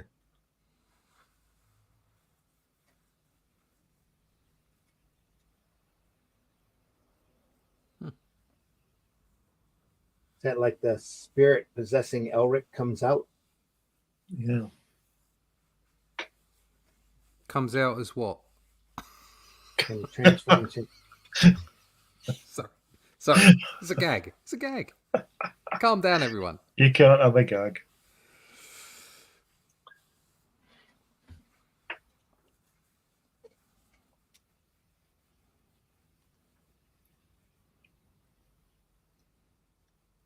Well, I'd argue that I could do what I bloody like. Good. That was going to stop me. This character was in the start of the book, right? It's yeah, that's that's right. Elric Yeah. there, it looks like, yeah.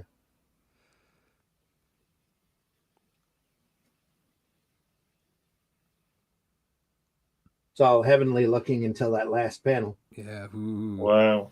Yeah. So you got to be careful. It's like, it reminds me of the Raiders thing at the end, and the Angel of Death comes out, and she's beautiful, and then turns.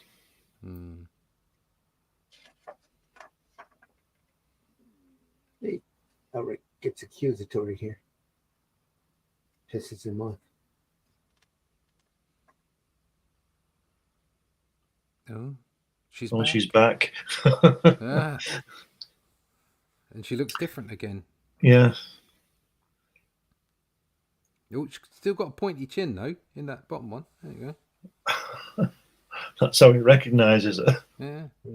But there's some nice panel work, the on the left hand side there, where they're standing on the bottom of the panel, a la Yeah. Steranko. Yeah. Yeah. If And you look that at that, actually produces some really good distance. Yeah. yes. Nice layout. If you look at the bottom panel where he says "it is done," he's just restored her chin. Yes, Yeah. it is done. It is Your chin done. is back. You are now pointy again. You have been appointed. She will wake in a moment. I'm on it. I'm on it now. I've only had 4 hours skip. I'm fine. It slipped though. There though, bottom left. Oh no. Silhouette. It It's slipped a bulbed bit. out again. Oh, not doing well, is he? Mind you, Yes. he's not seen her for an issue, so he's just I staggered. think I think that would be my biggest criticism of the Yeah. whole book is consistency. Yeah. Because there is some spectacular stuff. There are some beautiful bits in here.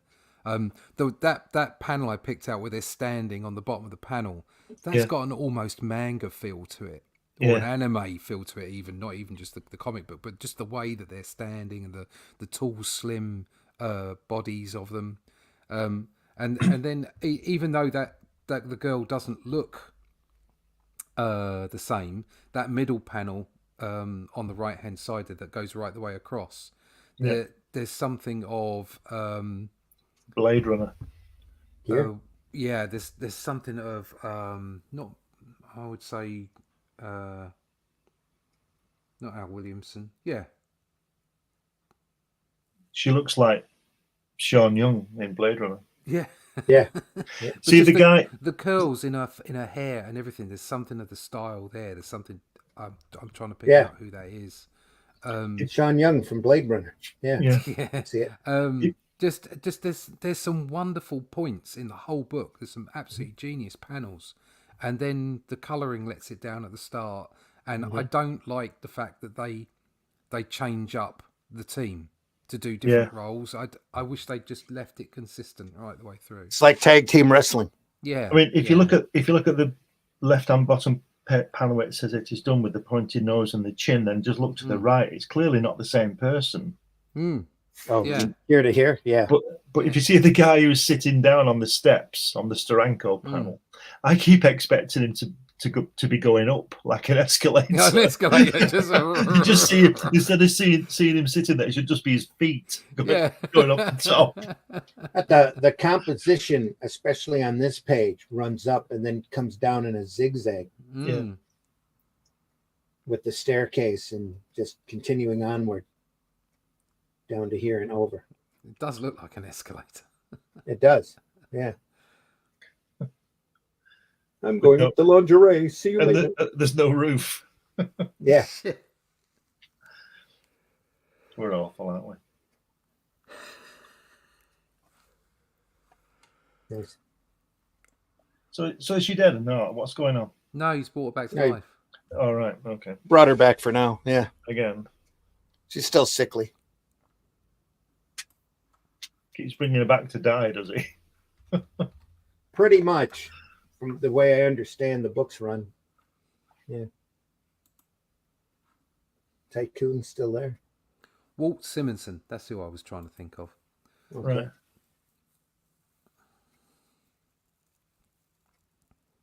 And then it's Not changed again on that left-hand page. Not sure what that is. They're kissing. Is it? I think he's in. Oh, they are. They're kissing. I see They're it now. kissing in It a just- bit of a It kind of looked wobbly- like a reflection off of some Is it- metallic ship or something there. Is he I imagined see it kissing now. her though? No, he's actually kissing. No, he's actually kissing her. Right. That's a bit bizarre. That. It is. And that must be a tear from her eye. Yeah, it is. Yeah, that's quite well Yeah. done. That. Oh, okay. And look at the guy above, J. Jonah Jameson. Yeah. He looks completely different there. He's turned into Baron Mordo. Yeah. Yeah. Well, he's- Ditko's that- Mordo. That's almost Buscema-esque. Yeah. Yeah. There. It's a completely different approach. And there's that guy again with his bicycle helmet on with his chin. Yeah. Yeah, so you've got that. Where's and then he you've got come pointy from? chin. I think this is all of them doing different bits right at the Yeah. end. See the guy on the left-hand page with the ginger hair, the top right. Mm. Where have I seen that face on some film? Oh, that looks a little Yeah. bit like Watchmen. The Rorschach. Rorschach. Rorschach. It looks a little bit Rorschach. There's something else where he's a lion, I think. Oh, right. It could be some Disney Lion-O. thing. Mhm. Lion Shark. It's Lion-O. To the right? Rorschach. It's from Thundercats. Thundercats. Yeah. Yeah, Baron Mordo, square chin. Right. They're still hugging at the end of this panel. You know, I will marry you, Elric. We have both known that for many Many a year. many a year. Have we not? And he says, "Well, no, because you're dead." But Yeah. it's still think it might be a really good idea if we live together first, just for 18 months, just to check it out. See whether you can make it through it. See, if we can do that, Yeah. then we'll be fine. Right, once again, art's changed. Yeah, It has. different person. Yeah. Look at her face. It doesn't look like either one of them here, No, especially in the inking. Yeah. it's just. I mean, this is. I quite like this look here. Yeah. This is a. I suppose it's a maybe. Isn't this? Would you say it's a bit more? There's some more rustle here, but you sure yeah. can't tell except maybe there. It's That it's in just the different Elric again. cases. Yeah. Yeah. This is a finer line. It is. But it's. They look more solid. Yeah. They look less cartoony. Mhm. No, I prefer this. It's a bit Barry No. Windsor Smith in places. Yeah, Mhm. not many backgrounds. No.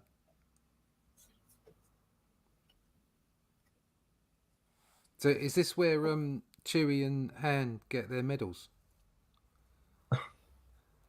Are we at the end there? Yeah. End party scene. Nice. I can hear Everything the seems music. happy. Chumba, Yep. chumba, chumba. Here we are. Where are Again, the Ewoks? They're all dead. little They're heart shaped panel. They're Yeah. partying. Da-da-da-da-da-da-da. They have their own private party over at the hut, three huts over. Three. You don't wanna huts go over. The fur is flying. Yeah. Everyone had an epilogue in a comic in the 80s. Mm-hmm. Nice and romantic here. The sword incorporated in. Yeah. It's the little touches here and there. It's very Is nice. that the girl who was dead? Yeah, Yeah. Because she's changed. She got better. she certainly did. Yeah. So yeah, it's different style. I wish it had been done in that one. That's my favourite out of all of them. Drapery here. Yeah, yeah. Like I say, I think everybody got a go in this last Yeah, I think issue. so. Yeah. Yeah. It's a kaleidoscope of artistic interpretation. Is that what it is? That's This is right. more Russell over here than anything. And again, a lot of story for this epilogue. 1, 2, 3, 5, 7, 9 panels.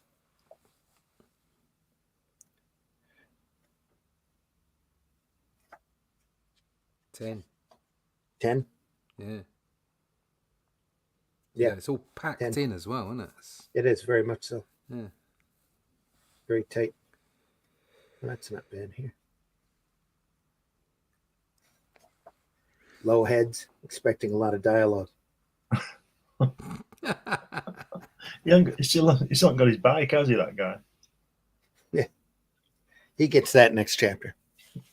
I believe the advice that you get from 2000 AD submission process is to leave a quarter of an inch or something at the top of every panel for text.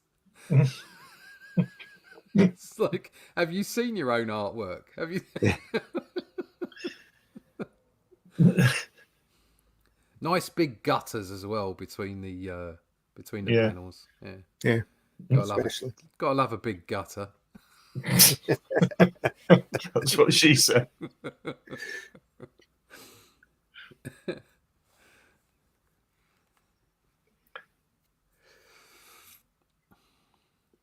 That guy, the guy down the bottom there, the guy with the moustache. Yeah. His head has there's no back of his head. No. It's very thin. No, they just put a cloak back there so you don't have to draw it. Yeah. Yeah. That's his hood. He's got a hoodie on underneath his bicycle helmet.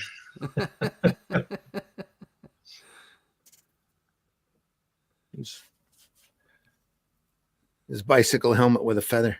Yeah.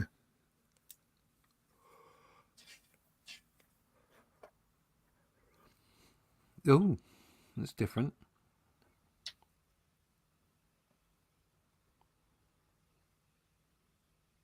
I shall be a new man when I return to Melibone. That's because of different artists. Yeah. I think it's quite entertaining. It's a good book. I just, like I say, just wish the consistency was right. Craig Russell did the portraits there. Yeah. Nice moustache. Or is he All coordinated just through Mike Friedrich. Yeah. Star Reach. That's some more stuff to dig up the Star Reach material. Early independent stuff.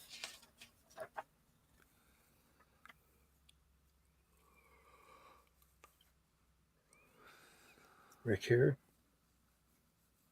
It's all Gilbert here. Gotta love some pin-ups.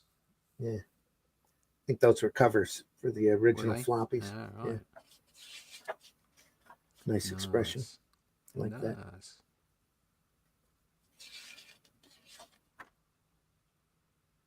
Oh, I like that one. Yeah, Weird I think Eyes. that's the cover I for like number 1. Yeah. Yeah, I remember seeing that. That's Gilbert here. Yeah. It's at least the same layout. Yep. With the help of Graffiti Designs. No longer in business. Used to do some great t-shirts.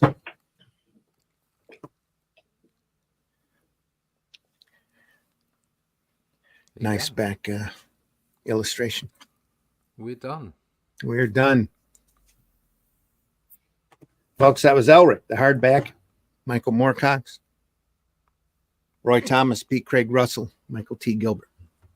And we'll save the next one, Salor on the Sea of Fate, for next week. Yeah. Salor on the Seas of Fate. Woo-hoo. Great stuff coming. Different straight again. That looks, yeah, this looks the deal. Yeah. Very Michael T. Gilbert here.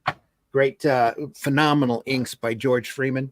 So, discovery of his first work was with Richard Cumley on Captain Canuck. George Freeman. This is really his the ink work that I know him from. Is this Elric's material? It's great stuff. He did a lot of ink work back in the late 80s. Not sure what he's doing now. Hope he's still with us. Still doing well.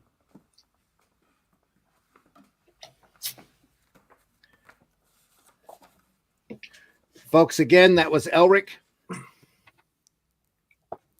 First Comics, Roy Thomas, P. Craig Russell, originally from Pacific Comics. Great independent adaptation.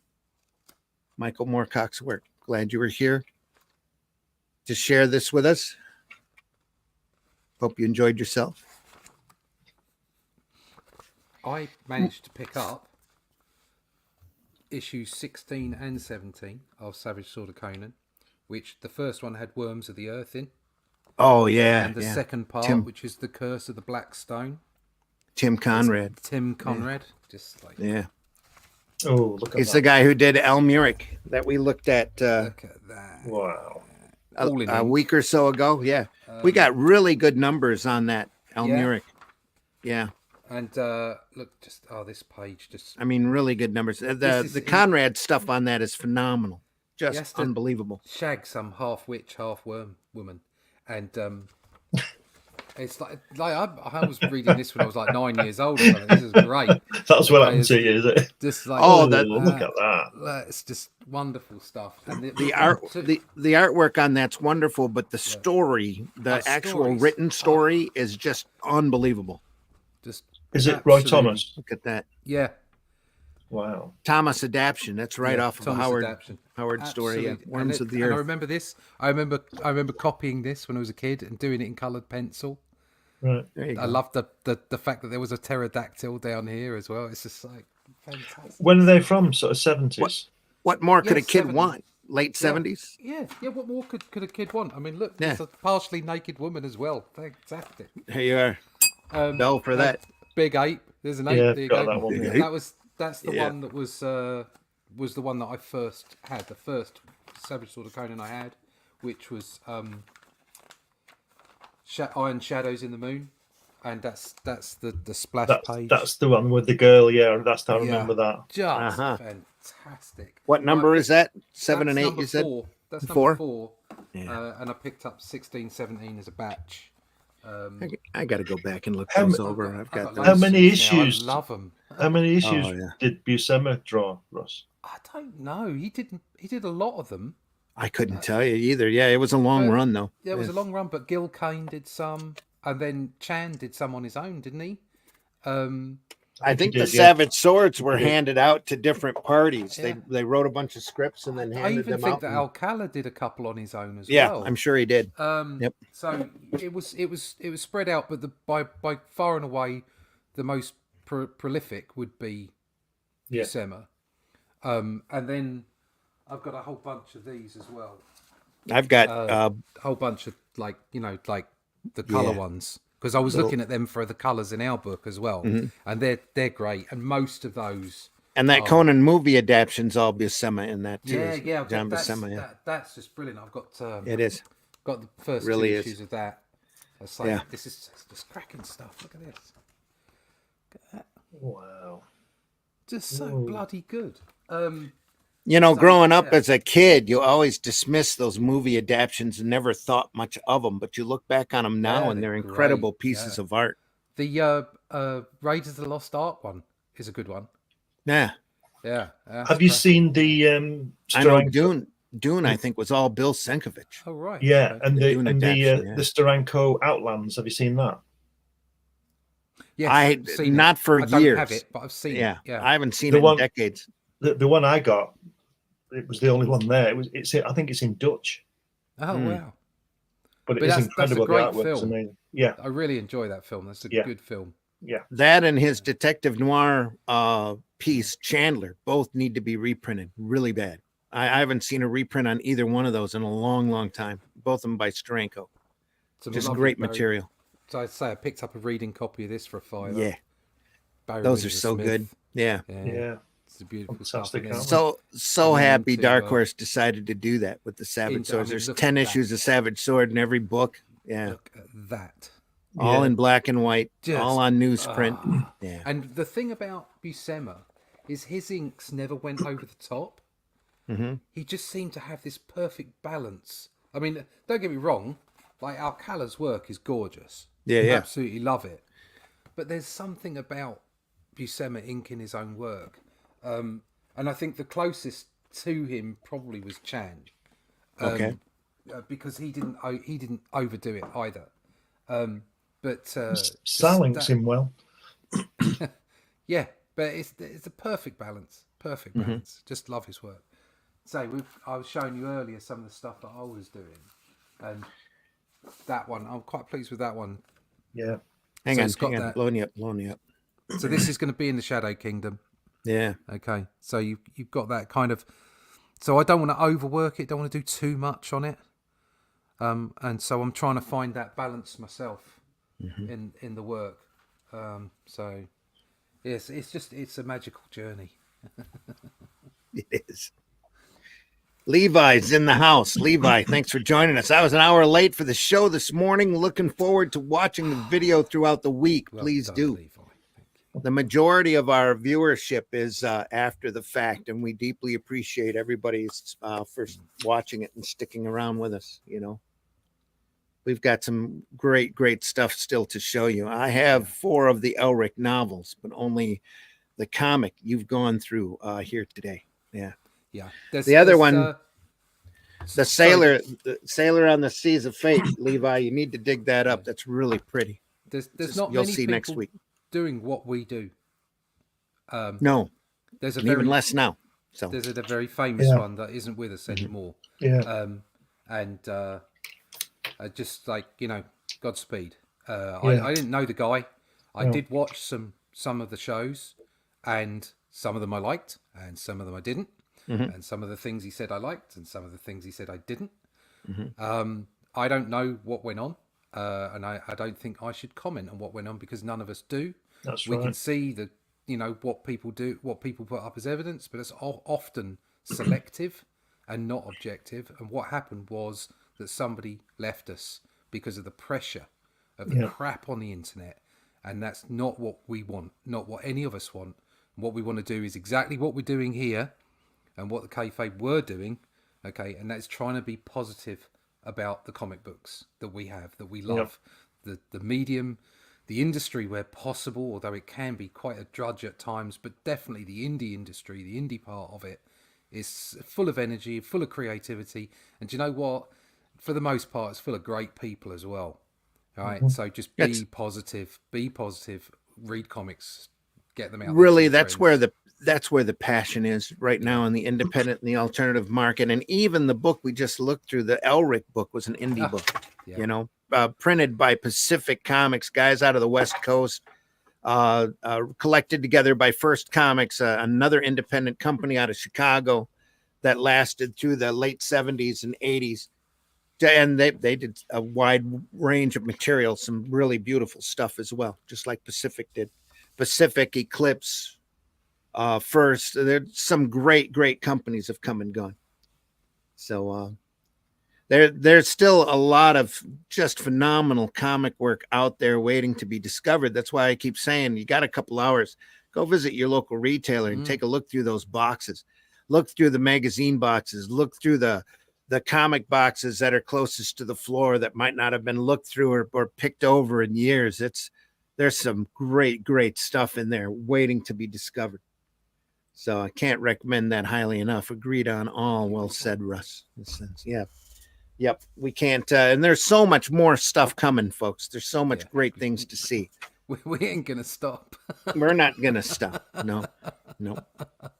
And what happened this last week is a pure tragedy. And I encourage everyone to not to make judgments until they've read up on everything. The dialogue on this is going to continue, I'm sure, and get even more polarized over the next week. Everybody seems to be throwing bad apples all over the place, and it just needs to stop. We need to concentrate on the good and the positive and the great material. We talked about some of that today, the Swamp Thing material, Alan Morris material, the Steranko stuff. We've already looked through Steranko stuff. Go back through our archive. We are archived at the Comic Book Black Belt YouTube channel, the Randy Zim YouTube channel, but most especially over at the Indie Comics Network YouTube channel, where they have all of Comics by Night and the Sunday Funny show that we do, all archived over there, waiting for you to discover, go through and look through some, especially on the Sunday Funny stuff, some really oddball material, great material, stuff that really inspires us and keeps our passion, our blood flowing for this art form. And, don't let the last week get you down.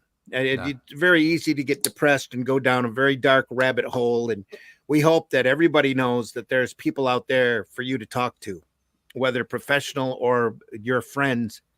If you're feeling that depressed, you definitely need to express it. You definitely need to talk to somebody. Reach out, communicate. You can express it through your artwork or express it through your voice, even if you have to stand outside your door and scream. Do that. But ending your life is not the answer. It's just not. It's tragic, isn't it? And when you read Ed's final note It's available over on Facebook, and it's an open page for anybody to read through. He goes through and explains his side of the situation. And, you know, he felt that he was left with no options. And it's really sad to see that, incredibly sad to see that and to see the end outcome. So let's try to be positive out there, folks, about things. Make comics, read comics. Let me make a reach here. Next Sunday, or this Sunday, 9 a.m., we're going to be looking through this wonderful book called Future Day. Yeah, look at that. We'll give you a small taste. This is the artwork by Gene Day, who a lot of people don't even know. It's a name that you might not be familiar with, but he had a good run on Master of Kung Fu, along with his brother Dan, and had a bit of a run on Star Wars, I believe. And his artwork, this is his pre-professional artwork that he did. Here's a small sampling. Looks of pretty what we'll pro be to looking me. forward to.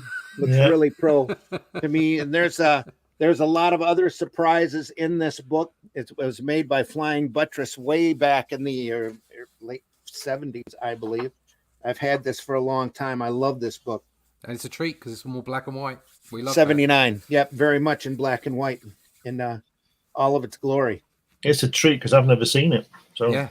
No, I've not seen that. No, looking forward. Very to much that. looking forward to that. There's some great stuff on the way. Oh, look at Look at that.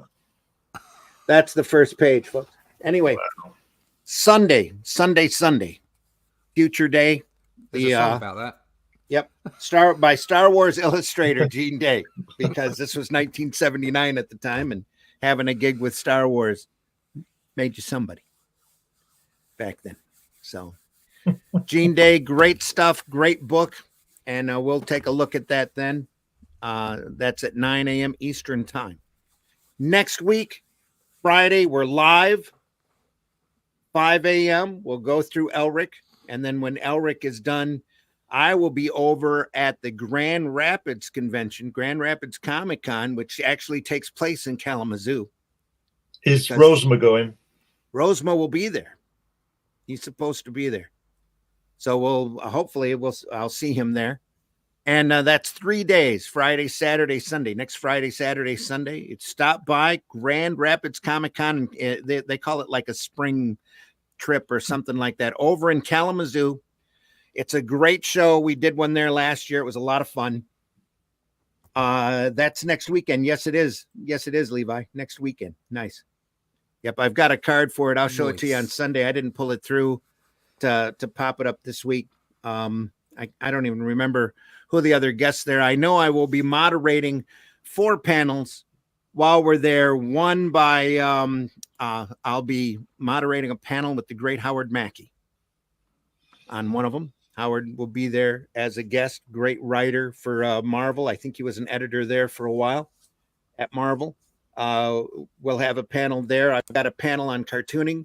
There's another panel with a young adult author that I'll be moderating, as well as, and I can't remember their name, but another artist that's pretty mainstream at the moment, doing a lot of the Star Wars New Republic material. I think it's what they're working on.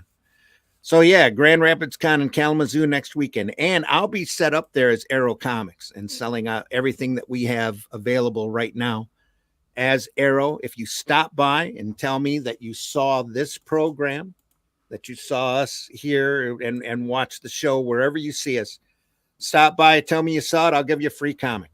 So, and it might even be one of Russ's. So only death can save us. So swing by then. That's the Grand Rapids Con in Kalamazoo. Other than that, we're back here we're back here Sunday morning, 9 a.m. Eastern time to look through that great Future Day book. Next Friday at 5 a.m. to go through more Elric on Comics by Night. So, and we're over at the Comic Book Black Belt, Randy Zim channel, and the Indie Comics Network, of course. Russ, if there's anything else you want folks to know, let them know. How to find just find me at russleach.com. Please sign up for that email list. If you're interested in anything we do, anything that I'm doing, okay, sign up for the email list, because that's the way I can get to people directly. Instead of hoping that they pick something up on social media or through some kind of campaign, staying with me on the email list is the direct access to the information. Don't fill up your email inbox. Obviously, there's a few more out through the campaign season, but other than that, it's just one newsletter a month so that I can keep you up to date. So find that at russleach.com, and all my other social networks, they're there as well. Yeah.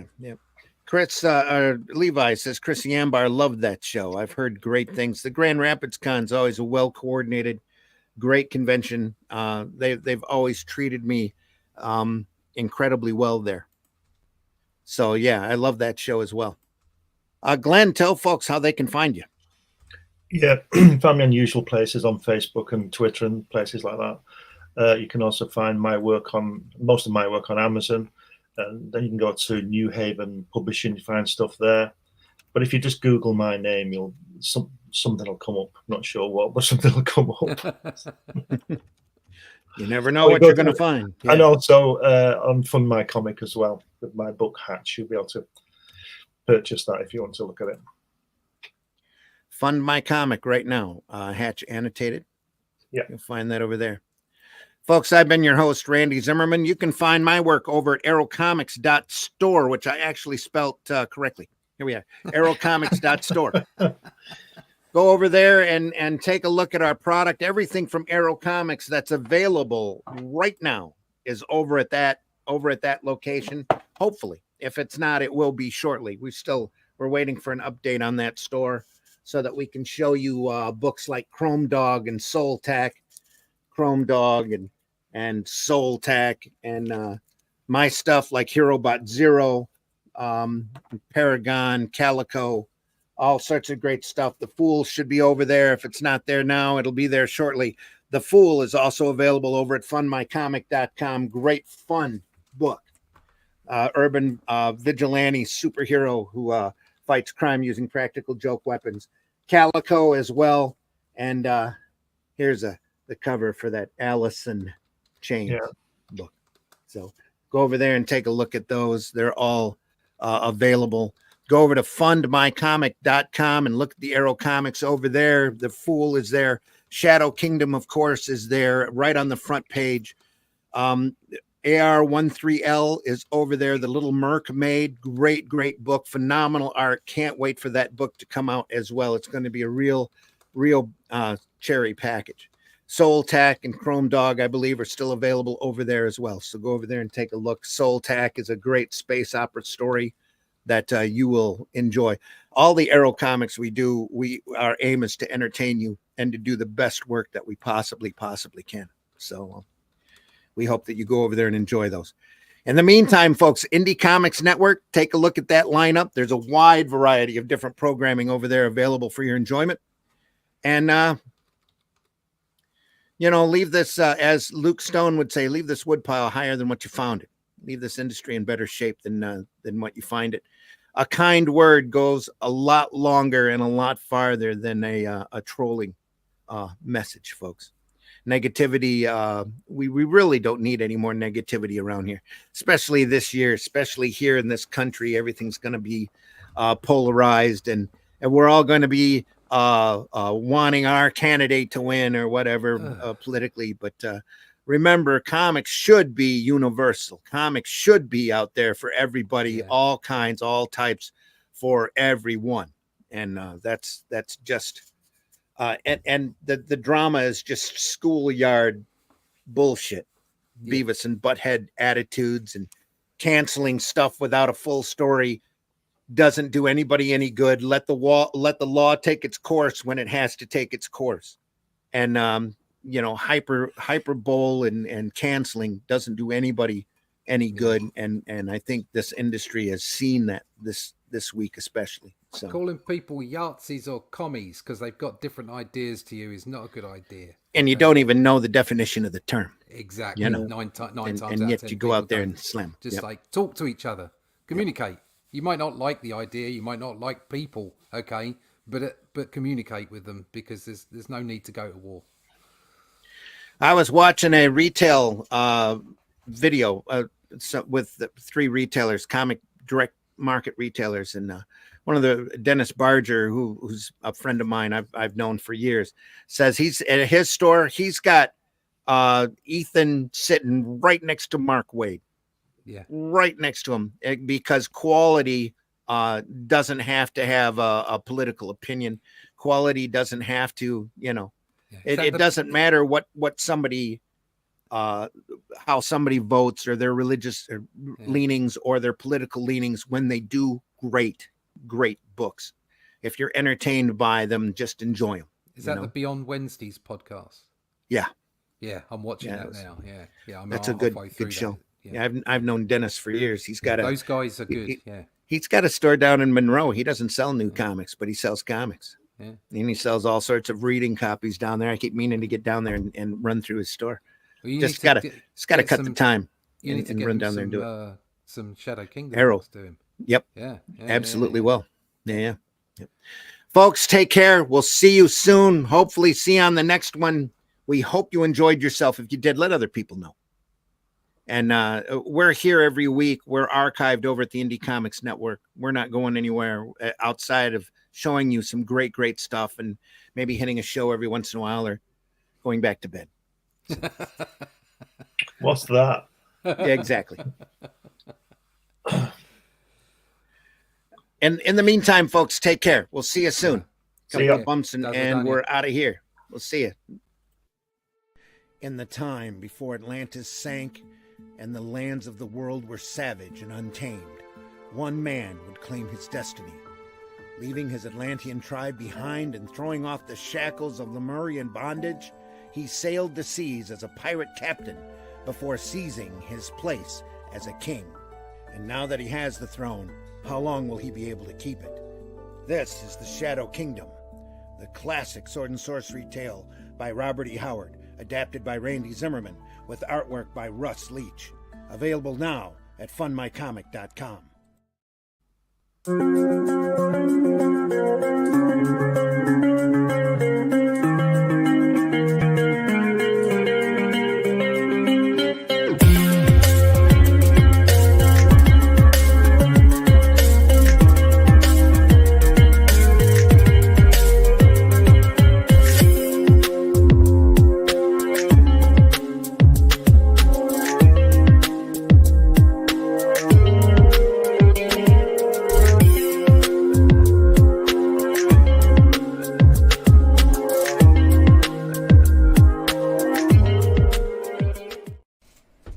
You're a catcher, not a pitcher. Now on Sunday mornings, longtime independent comics creator Randy Zimmerman brings to you a podcast that talks about the lighter and more whimsical side of comics, the fun side of comics. That's right. Sunday Funnies is back Sunday morning, 9 a.m. on the Indie Comics Network on YouTube. Check it out. Special guests, great comic talk, good times. See you there.